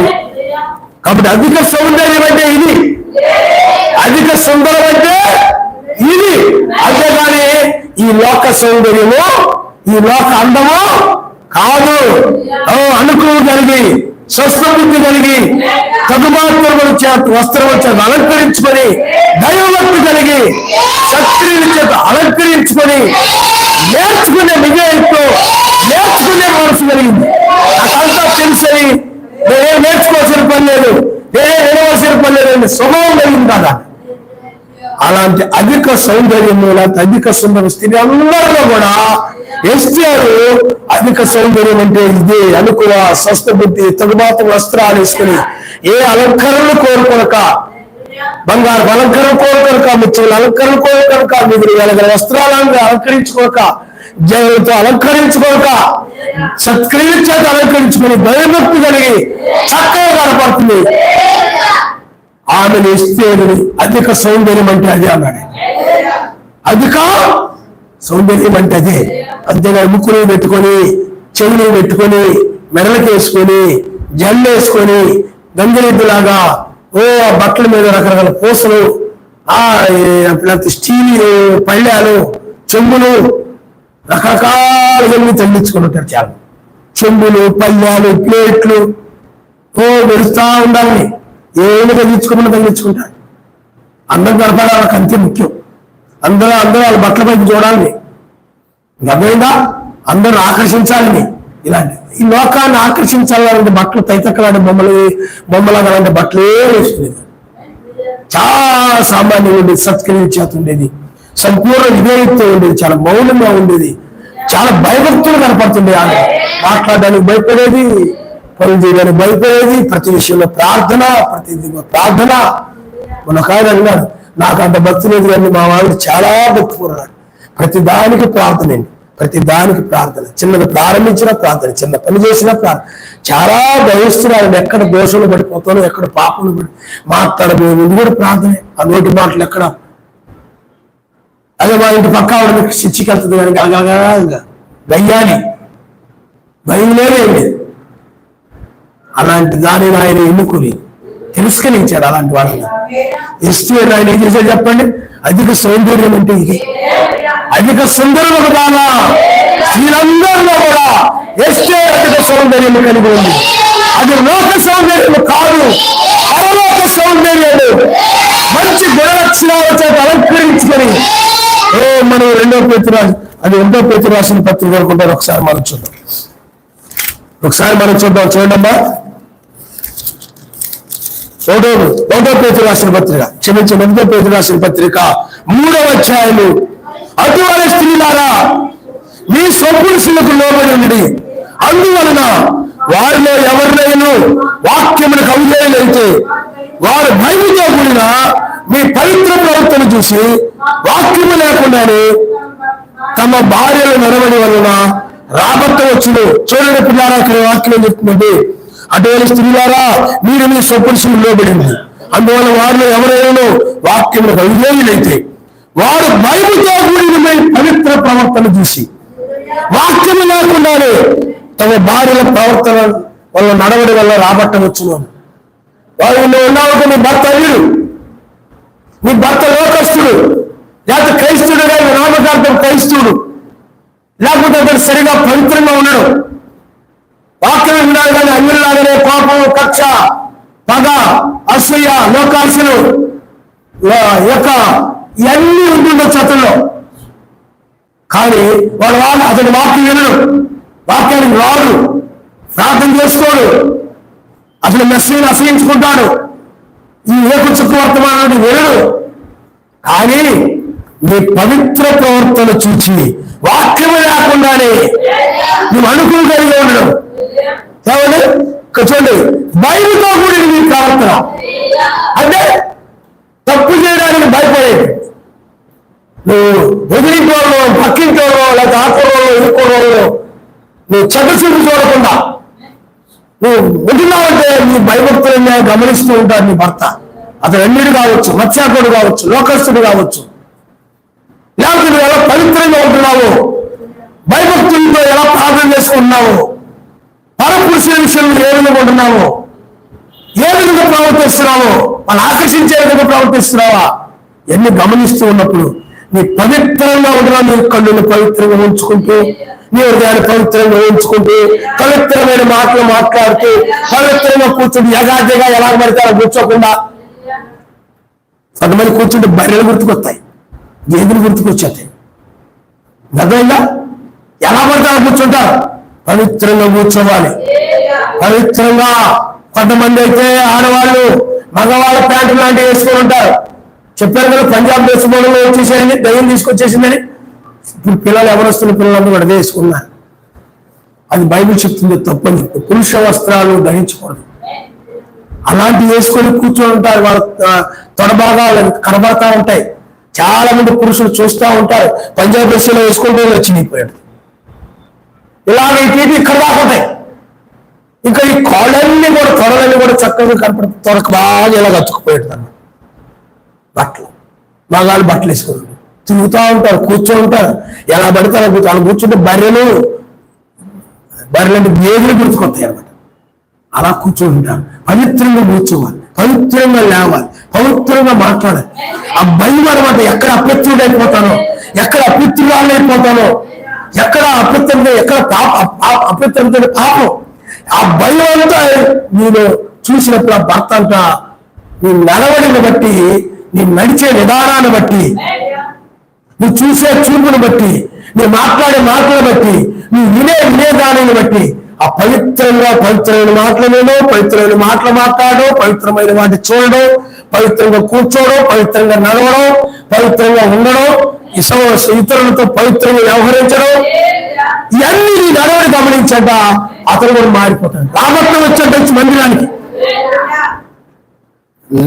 వాక్యం వినకుండానే నీ ప్రవర్తన ద్వారా, నీ ప్రవర్తనే సువార్త, నీ నడవడే సువార్త. నీ సువార్త చెప్పక్కర్లేదు. నువ్వు పవిత్రంగా భయముతో చక్కని నడవని నడిస్తే చాలు. వాళ్ళ హృదయాలు కూడా మార్చబడతాయి. ఆ విధంగా రాబట్టం వచ్చు అన్నారు పౌలు గారు. కానీ అలా ఉండవు కదా, వాక్యం వింటావు, వెళ్ళిపోతావు. ఆ భర్త ముందే ఎదురుంటాడు, పక్కన పెడుతూ వాళ్ళు తల్లి చూస్తూ ఉంటావు, మాట్లాడుతూ ఉంటావు. ఆయన చూస్తుంటాడు. ఏంటి చర్చికి వెళ్తుంది కానీ ఆ చూపేంటి మారలేదే అంటాడు. మాట్లాడతాం. భయం లేదు, ప్రార్థన చేసుకుని మాట్లాడు, ఏమీ లేదు. వాళ్ళ గురించి ఏమి గురించి ఏది గురించి మాట్లాడుతుంటాడు, ఏది గురించి చెప్పారు. ఇతరుల గురించి మాట్లాడేటప్పుడు దోషాల్లో ఇక్కడ అపార్థం చేసుకుని ఇలా అలా మాట్లాడితే దోషాలు అయిపోతాయేమో, ఏం భయం కనపట్లేదని టీవీలో అనుకుంటాడు.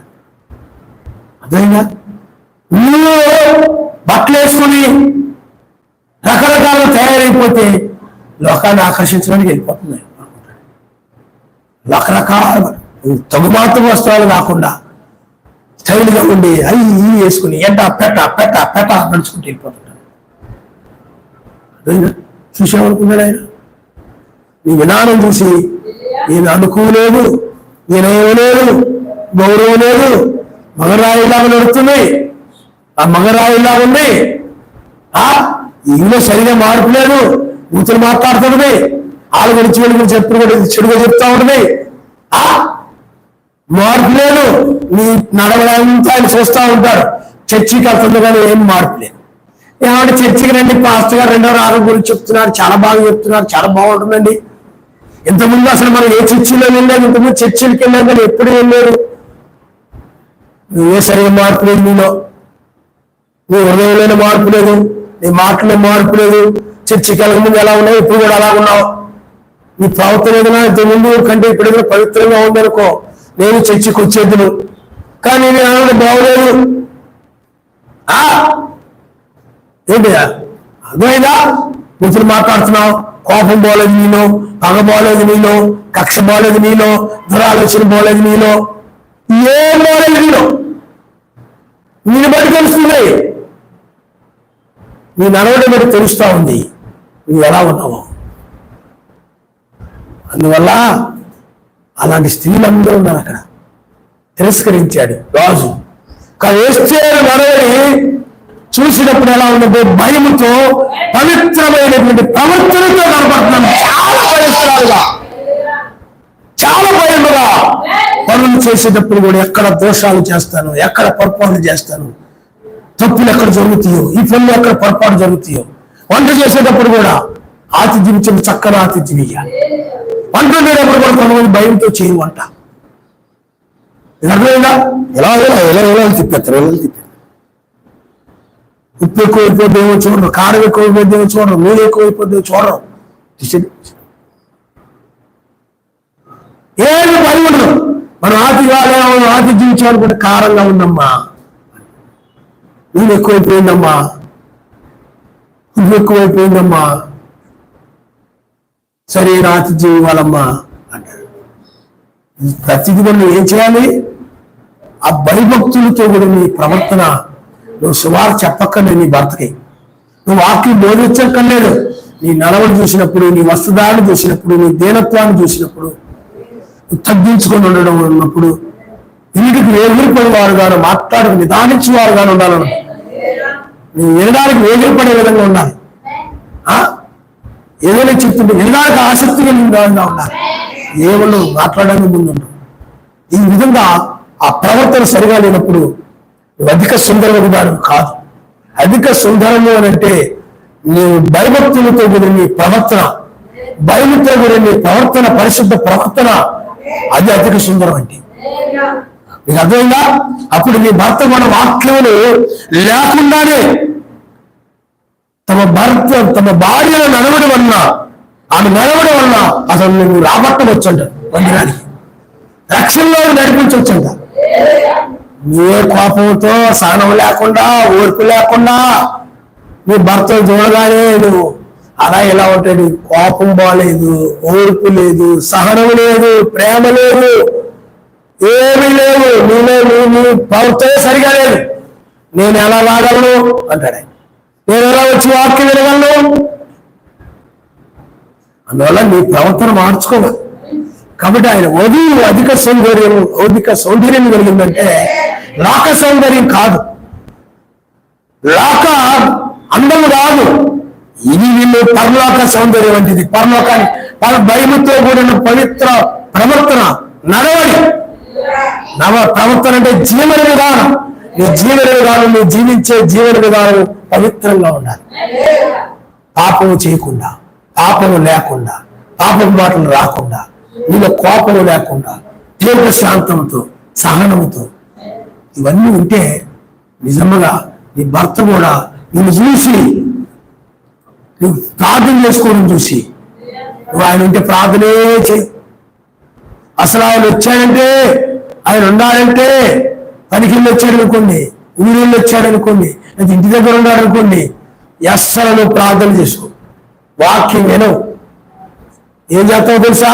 ఆయన ఆ రోజు ఖాళీగా ఉన్నాడు కదా, లేకపోతే వచ్చాడు కదా, ప్రార్థన చేసుకుందాం, బైబిల్ చదువుకుందాం, భయభక్తులతో మనం ప్రవర్తిద్దాం, ఆయన ఉండేది మనం చాలా చక్కగా ఉందాం, ఆ విధంగా మందిరాన్ని రాబడదాం, వాక్య ప్రకారం ఉండాలి. ఆయన ఉన్నప్పుడే కాదు, ఆయన లేనప్పుడు కూడా అదే విధంగా ఉండాలి. అలా ఆయన ఉన్నప్పుడు లేనప్పుడు ఉన్నావు కాదు, నటన అవుతుంది. ఆ విధంగా ఇంటి దగ్గర కూడా ఉండి, ఆయన వచ్చినప్పుడు కానీ లేనప్పుడు కానీ ఒకే విధంగా ప్రార్థన చేసుకుంటూ, కనిపెడుతూ, సమాజానికి ప్రార్థన చేస్తూ, మోకరించి ప్రార్థన చేస్తూ, తగ్గించుకొని ప్రార్థన చేస్తూ, అందరి గురించి ప్రార్థన చేస్తూ, ఆ విధంగా పవిత్రంగా ఉంటూ ఉంటే ఆయన కూడా మారిపోతాడు. కానీ నువ్వు అలా కాకుండా ఆయన రాగానే మార్కెట్కి వెళ్ళి తెచ్చేయి, ఇంటి దగ్గర ఉన్నావు కదా, చేపలు తెచ్చేయి, మటన్ తెచ్చేయి, చికెన్ తెచ్చేయి. ఆయన వచ్చాడు, ఇంటి దగ్గర ఉన్నాడు, రోజు పనిలేదు వీరికి, అది ఊరేళ్ళు వచ్చాడు, ఆయన అవి తెచ్చి, ఈ తెచ్చి, ఈ ఆయిల్ తెచ్చేయే, ఆ డబ్బా తెచ్చేయే, మనం తెచ్చిన ఆయిల్ బాగోలేదు, ఈ డబ్బా తెచ్చేయే, ఆ కూరగాయలు తెచ్చేయి, ఈ కూరగాయలు తెచ్చేయి, అవి తెచ్చేయి, ఇది తెచ్చేయి. మళ్ళీ మనం సాయంత్రం మార్కెట్కి వెళ్ళిపోవాలి, మనం సరదాగా పిల్లలు తీసుకొని, ఇది అర్థమైందా?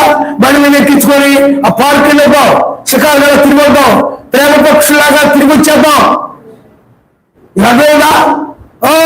ప్రేమ పావురాలకు తిరిగి వచ్చేద్దాం. ప్లాన్లు, ఆయన ఎత్తి ప్లాన్లు.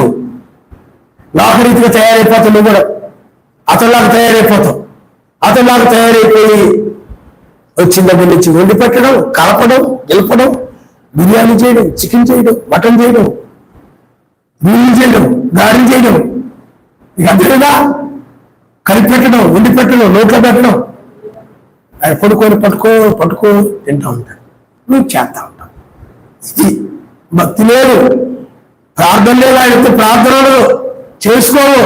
నువ్వు చూడగానే వాళ్ళని తిరిగిపోతున్నాగా, తినడం, త్రాగడం, కొనుక్కోవడం, అమ్ముకోవడం, అదే ఆయన చెప్పి చేసే పనులు. మార్కెట్కి వెళ్ళి కొనుక్కోవడం, బట్టల షాప్కి వెళ్ళి కొనుక్కోవడం, ఇక ఖాళీకి దొరికారు కదా, ఊరంతా తిప్పేద్దాం, అక్కడ ఎప్పటి నుంచో పిల్లలు అక్కడ తీసుకెళ్ళమని అడుగుతున్నారు, బీచ్కి తీసుకెళ్ళమని. ఇంత బాగుంది ఇది. ఏం మాట్లాడాయనా? ఏమి మార ఈ అసలు పవిత్ర ప్రవర్తనతో కొన్ని భక్తి ఉంటే కదా ఇంట్లో ఆయన ఎత్తే అప్పటి వరకు పవిత్రంగా ఉంటావేమో, భయభక్తులతో ఉంటావేమో, కానీ అది ఎత్తే మారిపోతాం. మారిపోయి ఇంకా ఆయన నచ్చిన విధంగా నచ్చినవి చేసి పెట్టడం, నచ్చిన విధంగా ఉండడం, నచ్చిన విధంగా ఆయన నచ్చిన విధంగా ప్రవర్తించడం, ఆయన నచ్చిన విధంగా ప్రేమతో ఉండడం, ప్రేమతో మాట్లాడడం, ఆ విధంగా అయిపోతాడు. అప్పుడు మీలో లోక ప్రేమ, లోక విధానం, లోక ప్రేమ ఇవన్నీ చూస్తుంటాడు తప్ప పవిత్రమైన ఏం కనపడదు ఆయనకి. ఏం మాట్లాడాయన? పొంగిపోయి కుమ్మరించేస్తాం. ఏమొస్తాడు పర్వతం ఆయన? ఇంకా ఆయనకి ఇంకా సంపాదించు, అలా చెయ్యి, ఇలా చెయ్యి, ప్రేరేపిస్తాం. పిల్లలు ఎదుగుతున్నాను, వాళ్ళకి ఎదురు చేయాలి, నువ్వు ప్రేరేపిస్తా ఉంటావు అనమాట. శోధిస్తా ఉంటాను అనమాట. వచ్చిన దగ్గర నుంచి శోధి దగ్గర ఉంటాను, శోధించి పడేస్తుంటాను. అయిలో ఇది చెయ్యి ఇలాగా మార్పు లేదు నీలో. నీ భయముతో కూడిన ప్రవర్తన, పరిశుద్ధ ప్రవర్తన ఆయన నీ దగ్గర కనబడదు అసలు. ఆ నడవడి ఉండనే ఉండదు. నువ్వు ఉండి పెట్టడం ఎన్ని చూస్తుంటాడు,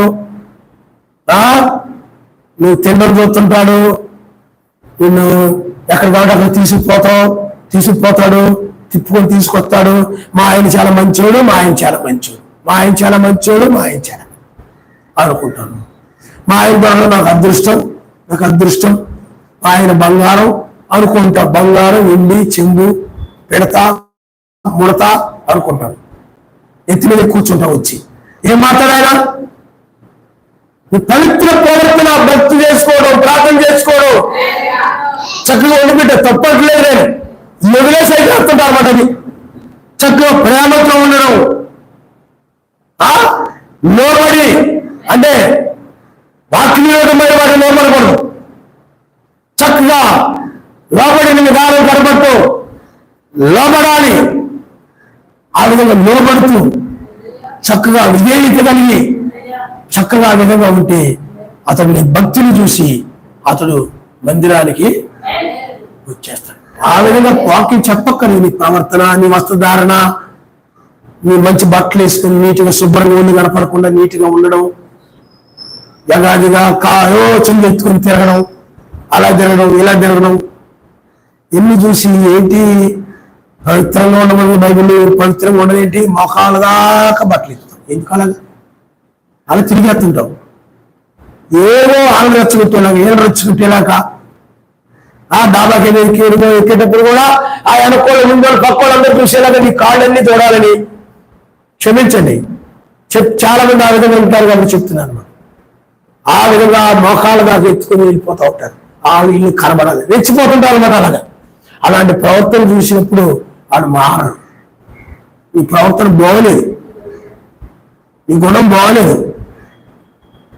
అందుని బట్టి వాళ్ళు ఏమైపోతారు చెప్పండి? అందులో వాక్యం తప్ప అందులో ఆ విధంగా రాబట్టొచ్చు అన్నాడు. ఇష్టంలో ఉన్న గుణం అది అధిక సౌందర్యం అంటే.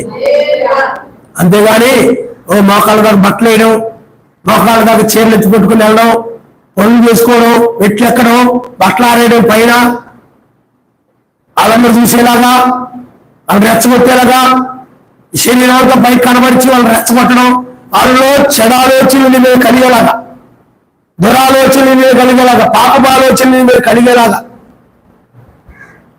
నీ శరీరం అంతా కనపడేలాగా చాలా మంది బట్టలు ఆరేసినప్పుడు పైన అసలు స్వరూపం కనపడుతుంది. అపవిత్రమైందంతా అప్పుడు ప్రదర్శిస్తారు పైన చాలా మంది స్త్రీలు. అయినా నువ్వు ఆలోచించుకో, ఇష్టం అలాంటిది కాదు. అలాంటి ప్రవర్తన పరిశుద్ధంగా పైన వాళ్ళు చూసినా కానీ ఆ బట్టల ఆరాధన చూసినప్పుడు ఎంతో పవిత్రంగా కనపడుతుంది. దాన్ని చాలా పవిత్రంగా ఉండేదాన్ని. అసలు శరీరం కొంచెం కూడా కనపడేది కానీ అది చక్కగా నిండుగా చీర కప్పుకొని చాలా పవిత్రంగా ఆ విధంగా ఉండాలి స్త్రీ అంటే. అదే అధిక సౌందర్యం అంటే. అదేనా చూడండి, తర్వాత జనం అల్లుకునేటివి బంగారు దగ్గర పెట్టుకుని వస్త్రములు ధరించుకుంటూ వెలుపుడు అలంకారం మీకు అలంకారం వెలుపుడు అలంకారంగా ఉండక. అందుకైనా వెలుపుడు అలంకారానికి ప్రాధాన్యత ఇస్తున్నారు మనుషులు. వెలుపుడు అలంకారానికి ప్రాధాన్యత ఇస్తున్నారు. అవి అందం అనుకుంటున్నారు, అవి చూసుకొని పొంగిపోతున్నారు. అవి చూసుకొని నేను చాలా అందగత్తిని అనుకుంటారు, ప్రపంచ సుందరులు అనుకుంటారు. ప్రపంచంలో నేనే అందగత్తిని, మా స్కూల్లో నేనే అందగత్తిని, మా కాసులో నేనే అందగత్తిని, మా కాలేజీలో నేనే అందగత్తిని అనుకుంటారు. ఇది కాదు ఆయనకు కావాల్సింది. నీ అందం ఇది కాదు కావాల్సింది. నువ్వు సరిగ్గా వినాలమ్మా. ఈ అందం కాదు కావాల్సింది. ఏ అందం కావాలి నీకు? భయభక్తులతో కూడిన, భయంతో కూడిన పరిశుద్ధ ప్రవర్తన. హల్లెలూయా. నేను కూడా అలంకారం కాకుండా ఈ అలంకారం కావాలి. ఇదే అంతరం, ఇదే అసలైనటువంటి అలంకారము. సాధువైనట్టు, మృదువైనట్టు గుణములు అక్షయ అలంకారము. సాధు స్వభావం కనపడక గొర్రె పిల్లల సాధు కనపడు. అలా ఇది చాలా సాధు జీవిరా. గొర్రె చూడ సాధు జీవి ఎందుకంటే అది పొడవదో, కొమ్మదో, గురి చూడదో, స్వచ్ఛత గొర్రె. ఆవుంటారు సాధు జంతువురా అంటే హాని చేయని వారిని సాధు జంతువు అంటారు. నువ్వు కూడా ఏ హాని చేయదురా, ఏ కీడు చేయదురా అన్న స్థితిలో ఉండాలి. కానీ నేను చూడగానే బాబోయ్ తిరుగుబాటు స్వభావంలో ఉందో బాబోయ్, ఇది చూడగానే తిరగబడి కొట్టేలా ఉందా బాబోయ్, ఎవరు ఇవి కొంచెం గొడవ మనిషిలా ఉండు, ఏదో అన్నా ఉంటే సార్ గొడవకు వచ్చేలా ఉందే, అందరూ పిలుచుకొని ఇప్పుడు గొడవకు వచ్చే స్వభావం గొడవ మనిషిలా ఉంది. ఇవిడ కుందేలా మనిషిలా, కుందేలా ఆవులా ఉంది. అదేగా పరిశీలించేటువంటి మొన్న ఆవు ఎద్దు అనుకుంటా, ఒక ఆయన ఇలాగా ముసలాయన ఏదో నడుచుకుంటూ వెళ్ళిపోతున్నాడు, ఐరన్ ఏదో పట్టుకుని కాళ్ళు బాగాలేదు. అలా వెళ్తుంటే ఎనకుండా ఎద్దు ఆవు గారు మొత్తానికి వచ్చి పుంపు వేసి తిరగబడిపోయాడు. అలాంటి ఆవులు, అలాంటి మనుషులు ఉంటారు కొంతమంది. నేను చూడగానే, నీ స్వభావం చూడగానే, నీ నడవలు చూడగానే బాబోయ్ కొట్టేద్దామో బాబోయ్, నేను తిట్టేద్దామో గొడవ మనిషిలో ఉన్నా బాబోయ్ అని నీకు ఏదైనా చెప్పాలన్నా, ఏదైనా మాట్లాడాలన్నా ఎదురు సమాధానం చెప్పడం, ఎదురు స్వభావం ఏదో కవర్ చేసుకోవడం, తప్పులు కవర్ చేసుకోవడం, పొరపాటు కవర్ చేసుకోవడం, సమర్థించుకోవడం, ఒప్పుకోకుండా దాచిపెట్టుకోవడం, రకరకాలుగా ఉంటారు స్త్రీలు. సాధు స్వభావం అది నిజమైన అందం, అధిక సౌందర్యాన్ని ఇచ్చేవి. ఇవి నీకు అధిక సౌందర్యం అంటే తగు మాత్రం వస్త్రాలు, అణుకువ, సుబుద్ధి, అంటే స్వస్థ బుద్ధి, మంచి బుద్ధి, ఇవి దైవభక్తి కనపడటం, దైవభక్తితో కూడిన భయంతో కూడిన ఆ ప్రవర్తన, ఇవన్నీ సాధు స్వభావం, మృదువుగా ఉండడం. ఆ నూనె ఎలా మృదువుగా ఉండదు అలాగే నువ్వు కూడా మృదువుగా ఉండాలి. కడుపైన వ్యక్తి రాదు, కులమైన వ్యక్తిలా కాదు, కషాయతలమైన వ్యక్తిలా ఉండకూడదు. మృదువుగా అంటే ప్రేమ కలిగిన వ్యక్తిగా, జాలి కలిగిన వ్యక్తిగా, కనికరమ కలిగిన వ్యక్తిగా, చాలా మృదువుగా ఉండాలి. ప్రేమ అది అక్షయ అలంకారం. ఈ అందానికి నాశనం లేదు, ఇది అక్షయమైనటువంటి అందము, ఇది అందానికి నాశనము లేదు. ఈ అక్షయ అలంకారం ఉండాలి. ఓర్పు సహనము కలిగినటువంటి సాధు స్వభావం ఉండాలి. ఓర్పు సహనము కొడితే ఎవరి తిరగబడేటువంటిదిగా ఉంటే చాలా జంతువు.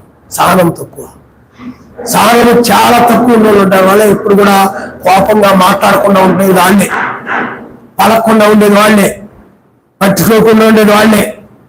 కాబట్టి ఆ సాధువైనట్లు, మృదువైనట్లు అక్షయ అలంకారము మీకు అలంకారముగా ఉండవలను. అదే మీ అంతరంగ స్వభావము మీకు అలంకారంగా ఉండదు. అంతరంగ అలంకరణ, అంతరంగమైన అందమే, అంతరంగము ఇలాగ భయభక్తితో ఉండడమే, ఆయన భయభక్తులు కలిగి ఉంది మంచి నెరవేరుతో ఉండడమే నిజమైనటువంటి అధిక సౌందర్యం. అరేనయ్యా, అందుకనే పై సౌందర్యము, పై అందం ఆయనకు అక్కర్లేదు.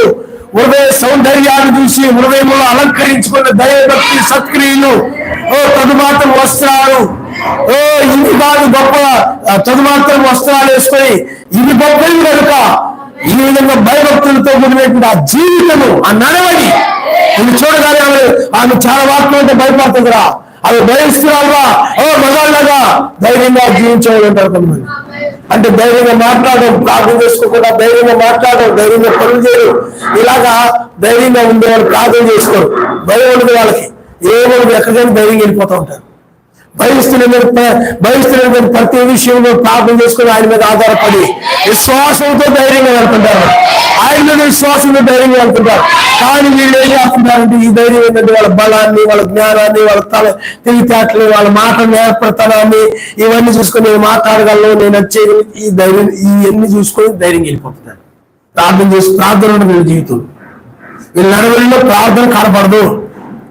చాలా మంది ఉంటారు మొన్న కాదండి, మా చెల్లి అందరికంటే ధైర్యవంతురాలయ్యా, లేకపోతే మా అక్క రెండో అక్కడిని చాలా ధైర్యవంతుడు, లేకపోతే మా తమ్ముడు చాలా ధైర్యవంతుడు, మా అన్నగారు చాలా ధైర్యవంతుడు, లేకపోతే మా బావముడు చాలా ధైర్యవంతుడు అని చెప్తుంటారు. వాళ్ళ ధైర్యం ఎక్కడ కనపడుతుంది? గొడవల దగ్గర కనపడుతుంది. ఆ గొడవల దగ్గర నుంచి చేసేవాళ్ళు చెప్పండి. గొడవల్లో బాగా ధైర్యం ఉండాలి కూడా చాలా ధైర్యవంతుడు అనుకుంటారు. అది కాదు మనం ఎప్పుడు కూడా వాక్యాన్ని అనుసరించడం, భయపడకుండా ఉండడమే అదే ధైర్యం. హల్లెలూయా. నువ్వు పనికి వెళ్ళావంటే ఇదిగో నేను ఈరోజు ప్రార్థన ఉంది, ఆ ప్రార్థన నేను వెళ్ళాలని చెప్పి ధైర్యంగా అడిగి ప్రార్థనకు వచ్చేస్తావు. అది పిరికివాడు వాళ్ళు అడగడానికి కూడా నువ్వు భయపడతావు. ఏమంటారు ఏంటి ఈరోజు పని పెడితే, ఈరోజు ముందుగా ప్రార్థనకి వెళ్ళాలి పర్మిషన్ అడిగాను ఏమంటారో, ఒక గంట ముందు వెళ్తానంటే ఏమంటారో అని భయపడిపోయి, మనుషులకు భయపడిపోయి, భర్తకు భయపడిపోయి, వాళ్ళకి భయపడిపోయి, వీళ్ళకి భయపడిపోయి ఆయన ఆజ్ఞలు భయపడరు, ప్రార్థన రాడు, ఇలాంటి వాళ్ళందరూ ఉన్నారు చూసారా. ఏంటి వాళ్ళు నిజమైన వాళ్ళు కాదు, పిలికి వారు పరలోక రాజ్యానికి చేరరు. మనం భయపడడంలో ధైర్యం ఉండాలి. ఆయన నమస్కారం వాక్యం కోసం నిలబడ్డంలో ధైర్యం ఉండాలి. హల్లెలూయా, హల్లెలూయా. అది ధైర్యం. బైబిల్లో సింహానికి ఆహారం చేస్తా ఉన్నప్పుడు కూడా స్త్రీలు ధైర్యంగా ఆయన కోసం నిలబడ్డారు. అది ధైర్యం. అంతేగాని మగాళ్ళ గొడవలకి వెళ్ళడం, తిరగబట్టడం, కలబట్టం, బాబోయ్ ఇందులో అసలు సాధు స్వభావం లేదురా బాబోయ్, గొడవ మనిషిలో ఉందిరా బాబోయ్ అనుకుంటా ఉంటారు చాలా మంది. చూడగానే గొడవల్లా కనపడుతున్నారు వీళ్ళు, వినయంగా సాధు స్వభావం లేదే, చూస్తే వీళ్ళు గయ్యాలలో కనపడుతున్నారే. ఏమీ లేదు, కందిరేగలు ఉంటాయి. ఒక కందిరేగలు వెళ్తే మిగతా కందిరేగలు మాట్లాడుకొని వచ్చేస్తాయి అనమాట. అలాగే కందిరేగలు చుట్టిలా ఉంటారు చాలా మంది. నాకు తెలిసిన ఒక చోట వాళ్ళు కందిరేగలు చుట్టిలా ఉండేవారు. అక్కడే అందరూ ఉండేవారు అనమాట.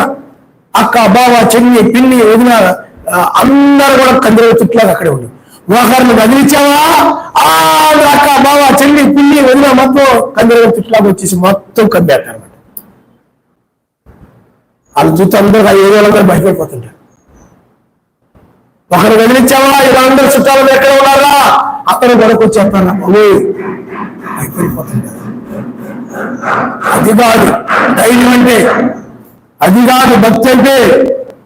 సాధువైనట్లు, మృదువైనట్లు, అంతరంగ స్వభావము, అలంకారం, సాధు స్వభావంతో ఉండాలి తప్ప ఈ గొడవ మనుషులు రా అన్నట్టుగా ఏది మీ ఇంటి పక్క వాళ్ళ ఇంటి ముందు కూడా ఓ పిల్లారా, ఓ ఇది సాధువైనట్లు, మృదువైనట్లు, చాలా మృదువుగా మాట్లాడతారు. కరుకుగా కాకుండా, కఠినంగా కాకుండా మృదువుగా మాట్లాడు. కఠినంగా మాట్లాడకుండా మృదువుగా సహోదరు మృదువుగా మాట్లాడాలి. అది అందం అంటే. హల్లెలూయా. అలే అడిగేస్తాను నేను, అది చాలా ధైర్యం అనుకుంటారు చాలా మంది. అదేంటి మీకు అది సర్వశక్తిని దృష్టికి మిగిలిన విలువ జరిగింది. కాబట్టి అటువంటి పూర్వము సర్వశక్తి నుంచి ఆశించిన పరిశుద్ధ స్త్రీలను తమ స్వపురుషులకు లోబడి చేత తమను తాము అలంకరించుకుని ఆ ప్రకారం శారా అబ్రాహామును యజమానుని పిలుచు అతను లోబడిండెను. మీరు యోగ్యంగా నడుచుకోవచ్చు, ఏ భయమునకు బెదరపోయినలా ఆమెకు పిల్లలు అవుతారు. ఆయన అమరిస్తారు. అందుకని ఏ భయానికి ఏం చేయకూడదు, పిరికివాడిగా ఉండకూడదు. ఈరోజు ప్రార్థనకి వెళ్తాను ఏమంటారో నేను భయపడిపోయి ఆయన ఇంటి దగ్గరే ఉన్నారండి, అందుకని నేను ప్రార్థన రాలేదని ఉంటారు చాలా. అర్థమైందా? పిల్లారా, నీ పురుషుడికి నీ లోబడవలసిన వాటి విషయంలో లోబడాలి. ఎందు పెట్టడం, చేసి పెట్టడం, శారీరకంగా నువ్వు లోబడాలి. ఆత్మీయంగా మెస్ అయ్యే నీ సొంత పురుషుడు ఆయనకు లోబడాలి, వాక్యానికి లోబడాలి. భర్త శిరస్సు ఉన్నాడు కాబట్టి అతడికి కూడా నువ్వు కానీ వాక్యం దగ్గరికి వచ్చేటప్పటికి నువ్వు వెళ్ళొద్దు, ప్రార్థన చేసుకోవద్దు అన్నాడు అనుకోండి, మెసేజ్ మాట నువ్వేనా? హల్లెలూయా. కాబట్టి అధిక సౌందర్యము ఆ ఎస్తేరు కలిగి ఉంది. పౌలు గారు అది ఇక్కడ పేతురు గారు ఏమి చెప్పాడు, పౌలు గారు ఏమి చెప్పాడు, ఎస్తేరు కూడా ఏదైనా చెప్పాడు. ఆమె కూడా భయముతో కూడిన తన ప్రవర్తన, పరిశుద్ధ ప్రవర్తన, తమ మాత్రం వస్త్రాలు వేసుకొని చూడగానే ఆమె చాలా సాధు స్వభావంతో కనబడింది, మృదు స్వభావంతో కనబడింది.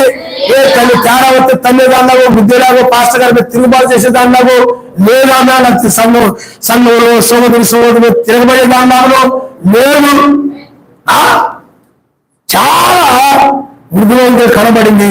అక్షరాంకారము ఆమె అది మిక్కులు విలువ కలిగినటువంటిది, అదే అధిక సౌందర్యము మిక్కులు విలువైనది అని సర్వశక్తిమంతుని దృష్టికి విలువ కలిగిన అందమే. అందుకనే అధిక సౌందర్యం స్త్రీలందరిలో కంటే కూడా ఈ లక్షణాలు ఎవరైతే కలిగి ఉంటారో పౌలు గారు చెప్పినట్టు ఏదే చెప్పారు. కాబట్టి ఈ లక్షణాలు ఎవరైతే కలిగి ఉంటారో, అంటే అంతరంగ స్వభావం ఎవరైతే కలిగి ఉంటారో, బాహ్య అలంకరణ దాకా అంతరంగ స్వభావమే, ఆ వెలుపటి అలంకారం మీకు అలంకారంగా ఉండక అక్షయ అలంకారమే, అంటే అంతరంగ స్వభావమే మీకు అలంకారంగా ఉండాలంటే నీ స్వభావమే అలంకారంగా ఉండాలి. నీ స్వభావం సాధు స్వభావం, మృదు స్వభావం గుణం. చూడండి, ఒక్కో జంతువు యొక్క స్వభావం ఉంది. చిత్తమైకి తర్వాత మనం చూద్దాం. జంతువు యొక్క స్వభావం ఇది. దీని స్వభావం ఏంటి? పొడిచే స్వభావం రా. దీని స్వభావం ఏంటి? ఇప్పుడు జంతువులు ఉన్నాయి. గొర్రెల స్వభావం ఏంటి? సాధు స్వభావం. అదేనా దాని స్వభావం గుణం సాధు స్వభావం. అలాగే ఉప్పు స్వభావం ఏంటి? పంచదార స్వభావం ఏంటి? అది నీళ్ళలో వేస్తే కరిగిపోయే స్వభావం. దాని స్వభావం ఉప్పుగా ఉండే స్వభావం, దాని స్వభావం తీగా ఉండే స్వభావం. అలాగే నీ స్వభావం కూడా ఇక్కడ బైబిల్ అనేది చెప్పిన భయభక్తులతో కూడినటువంటి స్వభావం, పరిశుద్ధ ప్రవర్తనతో కూడిన స్వభావం. ఈ స్వభావం భయముతో పరిశుద్ధ ప్రవర్తన అన్నమాట నీ స్వభావం. ఇది వేరే స్వభావం లేదు నీకు. వేరే పవిత్రమైన వేసిలాగా నువ్వు నడవలేదు. వేసి స్వభావం లేదు. ఆమె ఏం చేస్తుంది చెప్పండి? రకరకాల పురుషులు ఆకట్టుకునేలాగా దాని పైకి అందంగా తయారైపోద్ది. ఆమె వేసేలాగా తయారైపోతారు. చీకటి పడినప్పుడు చక్కగా తయారైపోయి మేకప్లు వేసుకొని రకరకాల బట్టలు వేసుకొని ఆ వీధుల్లో ఈ వీధుల్లో అక్కడక్కడ నిలబడుతుంటారు వాళ్ళు. దాని స్వభావం అందుకని కూసు దేశస్తులు తన చర్మాన్ని మార్చగలడా, చిరుతపులు తన మచ్చను మార్చుకోగలడం దాని స్వభావం. అలాగే కయ్యం స్వభావం కూడా హింసించే స్వభావం, తిరగబడే స్వభావం, మార్చుకునే స్వభావం తన స్వభావం అది. అదే చాలాసార్లు అంటారు, ఏంటమ్మా ఏంటి ఆయన స్వభావం అంతేనండి. ఈ మారడం మారడు. ఎప్పుడేంటమ్మా ఆయన కోపంతో ఉంటాడు, పగతో ఉంటాడు, మూత ముడుచుకొని ఉంటాడు, మాట్లాడేదమ్మంటే ఆయన స్వభావం. చెప్తున్నారా మా ఇంట్లో ఉంటాడు ఆయన అంతేనమ్మా అన్నట్టు అనమాట. ఆయన తాగొస్తాడు, బయట కూర్చుంటాడు, బయట పడుకుంటాడు, లెగుస్తాడు, తిరుగుతూ ఉంటాడు. అతని స్వభావం అది. అలాగే నీ స్వభావం ఇది. ఏంటి నీ స్వభావం అంటే? దైవభక్తి కలిగి ఉండడం, భయభక్తులు కలిగి ఉండడం, తమ మాత్రం వస్త్రాలు ధరించుకుని ఉండడం, అడుగులు కలిగి ఉండడం, స్వస్థ బుద్ధి కలిగి ఉండడం, భయముతో కూడిన పరిశుద్ధ ప్రవర్తన, భయముతో కూడిన పవిత్ర ప్రవర్తన కలిగి ఉన్న నీ స్వభావం అది. ఏమో ఎందుకు పవిత్రంగా ఉంటే ఎప్పుడు నా స్వభావం అంటారంతే. అందరు స్త్రీలు మీరు ఎలా ఉన్నారు? నువ్వేంటి తమరాత్రి వస్తున్నాను నేను చదువుకునే రోజులు నన్ను నేనేవాడు. నేను చాలా సామాన్యుడు. అందరు కుర్రలందరూ రకరకాలుగా ఉన్నాను. ఏంటి ఎలా ఉంటున్నావు? అందరు కూడా అమ్మాయితో తిరగడం అలా ఎలా ఉంటారు. అబ్బాయితో తిరగడం, అమ్మాయితో తిరగడం, ఇష్టం వచ్చేట్టు ఉంటారు. ఏంటి? నా స్వభావం అది, వాళ్ళ స్వభావం అది. మన స్వభావం పవిత్రంగా ఉండడమే, సాధుగా ఉండడమే, నిర్మూలంగా ఉండడమే, భయభక్తులు కలిగి ఉండడమే, సత్క్రియం చేయడమే మన స్వభావం. మిగతా స్వభావం ఏదో కీడు చేయడం, హాని చేయడం, దుర్భాషలు ఆడడం, పగబట్టడం, అడగడం, ఆవిడ మీద ఒకరిని పెట్టుకోవడం, రోజు ఒకరి మీద పెట్టుకొని ఉండాలి స్వభావం అది. ఈ రోజు నీ మీద పెట్టుకుంటే రేపు వాళ్ళు భార్య మీద పెట్టుకుంటారు, భార్య మీద పెట్టుకోలేకపోతే కొడుకు మీద పెట్టుకుంటారు, లేదా కూతురు మీద పెట్టుకుంటారు, లేదా పాస్టర్ గారి మీద పెట్టుకుంటారు, సహోదరుడు పెట్టుకుంటాడు. తన జీవితంలో ఎవరితో ఎవరితో పెట్టుకుని రోజు ఎవరితో మాట్లాడుకుంటూ ఉంటాడు. తన స్వభావం అది. అర్థమైందా మీకు? మన స్వభావం ఇది. వాళ్ళ స్వభావం భార్య అందం మిగిలి వెళ్ళగల వస్త్రాలు ధరించుకోవాలని, జల్లేసుకోవాలని, అందంగా కనపడాలని, అందరూ లోకాలంతా ఆకర్షించాలని, చిత్తకోశులులాగా ఎగరాలని, రంగులుగా కనపడాలని, ఏమండి ఆ చిత్తాకర్షులను పట్టుకోపోయి నడుగొట్టుకోవాలని ఇలాగ కళలు కంటూ తిరుగుతూ ఉంటారు. అలాంటి బట్టలు వేసుకుని వాళ్ళ స్వభావం ఇది. అన్నిల స్వభావం కాదు మనది. ఈ స్వభావమే అందము, అధిక సౌందర్యము, ఆ ఎస్టేరుకున్న స్వభావము, ఆ గుణము మిగతా ఎవరికి లేదు. ఇది అంతరంగ స్వభావము. వెలుగుడి అలంకారము మీకు అలంకారముగా ఉండక అంతరంగ స్వభావం మీకు అలంకారంగా ఉండగలరు. ఈ స్వభావమే ఆయన దృష్టికి మీలో జరిగింది. మీ స్వభావమే ఆయన విలువైంది. మీ అందము కాదు, మీ సౌందర్యము కాదు, ఇది తాత్కాలికమైనటువంటి. ఎస్టేర్ బైబిల్లో ఎజిబేలు నాకు స్వభావం అది మారేది కాదు, లోబడేది కాదు, మాట వినేది కాదు, ఏమి ఆ ప్రవర్తనే ఆమెని నడిచే మార్గం సరైనది కాదంటే చంపాలని చూసింది, తిరుగుబాటు చేసింది. ఆ ఎజిబేలు స్వభావం అది. ఎప్పుడు కూడా అందంగా ఉండడం, వ్యభిచారాలు చేయడం, ఆ పురుషుల మీద ఈ పురుషుల మీద మనసు పెట్టుకోవడం, వాళ్ళ గురించి బాధపడడం, వాళ్ళ గురించి ఆలోచించడం, ఎప్పుడు దాని స్వభావం అది. ఎజిబేలు స్వభావం. ఈనాడు కూడా ఎవరిస్తారు పిల్లలు ఈ అబ్బాయి మీద మనసు పెట్టుకోవడం, వాళ్ళ మీద మనసు పెట్టుకోవడం, బాధపడుతూ ఉంటారు, ఆలోచిస్తూ ఉంటారు. స్వభావం అది. ఎన్నిసార్లు చెప్పిన మాన అది స్వభావం. అదేగా అలాగే ఎజిబేలు ఆమె అస్తమాను అందంగా తయారైపోయింది. నిజంగా చేయడం అందంగా తయారైంది. దాని పని అదే అది. అందువల్ల అది దాని స్వభావం అది. ఇక్కడ ఈయన స్వభావము అధిక సౌందర్యం జరిగింది. అందుకని ఇది రాణి స్వభావం ఉంది. రాణి వారు ఆయన యొక్క సింహాసనం పక్కన కూర్చోబోయేటువంటి రాణి యొక్క స్వభావం ఇది. లోక సంబంధమైనటువంటి అలంకారముతో ఉంటుంది తప్ప లోక అలంకారము కాదు. పరలోక అలంకారము అది అంతరంగ సంబంధమైన అలంకారము. ఇది లోక అలంకారము, ఇది బాహ్య సంబంధమైన అలంకారము. అందువల్ల మనం లోకస్తులం కాదు కాబట్టి బాహ్య అలంకారముగా కాకుండా మనం అంతరంగ స్వభావ అలంకారం కలిగి అది ఆయనకు మిగులు విలువ కలిగింది కనుక ఆ మిగులు విలువ కలిగిన రాణిని, ఆ స్వభావం కలిగిన రాణిని తీసుకుని వెళ్ళి 1000 ఏళ్ళు పరిపాలన చేయబోతున్నాడు. ఆమె 1000 ఏళ్ళు ఆయన పాలనలో ఉండబోతా ఉంది. హల్లెలూయా, హల్లెలూయా. అతి సౌందర్యం కలిగిన స్త్రీ అందరిలో అతి సుందరమ కలిగిన స్త్రీగా, అతి మధువుగా, అతి స్త్రీలుగా, అతి పురుషులుగా ఉండాలి. పురుషులు స్త్రీలకి మాటలు ఓన్లీ స్త్రీలకే అనుకోకండి. అదేగా పురుషులు కూడా ఏం చేయాలి చెప్పండి? ఆయనకు లోబడండి. స్త్రీలు పురుషులకు లోబడితే పురుషులు ఆయనకు లోబడి ఉండాలని బైబిల్ చెప్తుంది. అలాగే పురుషులు కూడా అనుకోగలిగి ఉండాలి, మంచి బుద్ధి కలిగి ఉండాలి, దైవభక్తి కలిగి ఉండాలి. ఏమండి సత్క్రియలు చేత వాళ్ళు అలంకరించుకోవాలి, మంచి భయభక్తులతో మీద ప్రవర్తన కలిగి ఉండాలి. వాళ్ళు కూడా సాధు స్వభావం, వృద్ధి స్వభావం, అక్షయ అలంకారం కలిగి ఉండాలి. ఈ అక్షయ అలంకారం, ఈ స్వభావమే అక్షయమైనది. ఈ స్వభావానికి నాశనం లేదు. నీ బట్టలకు నాశనం ఉంది, నీ నగలకు నాశనం ఉంది, నీ కొప్పులకు నాశనం ఉంది, నీ అందానికి నాశనం ఉంది, ప్రతి దానికి నాశనం ఉంది. కానీ ఇలా ఈ స్వభావానికి నాశనం ఉండదు. ఈ స్వభావం కలిగిన వారు మహిమ శరీరంతో యవ్వనస్తులుగా మారి 1000 కాలంలో ఉంటారు. అందువల్ల వాళ్ళ స్వభావము ఇది మోహము చూసే స్వభావం కాదు. ఎవరైనా పురుషులుగా పడితే అందులో చూసే స్వభావం కాదు వాళ్ళది. వాళ్ళకి చెప్పాలని చిన్నపిల్లల స్వభావం. హల్లెలూయా. ఈ లోకరీతిని అందంగా కనబడాలని, అందంగా చినుకులాగా తిరుగుతూ అందరిని ఆకర్షించాలని స్వభావం కాదు. మన స్వభావము ఆయన మిక్కిలి విలువ కలిగిన స్వభావము. ఇప్పటి వరకు మనం దాని గురించి నేర్చుకున్నాం. ఎస్టేర్ వల్ల రాణి అయింది. ఈ స్వభావమే రాణి స్వభావము. అందుకని స్త్రీలందరిలో అధిక సౌందర్యము రాణి ఎస్టేర్ రీతిగానే సంఘాలన్నింటిలో కూడా రాణి అయిన నీవు అధిక సౌందర్యం కలిగి ఉన్నావు. ఆ సౌందర్యమే ఆ యొక్క అక్షయమైనటువంటి అలంకారము. హల్లెలూయా. అదే అంతరంగ స్వభావము. తల ఉంచుకోండి, మనం ప్రార్థన చేసుకుంటాం.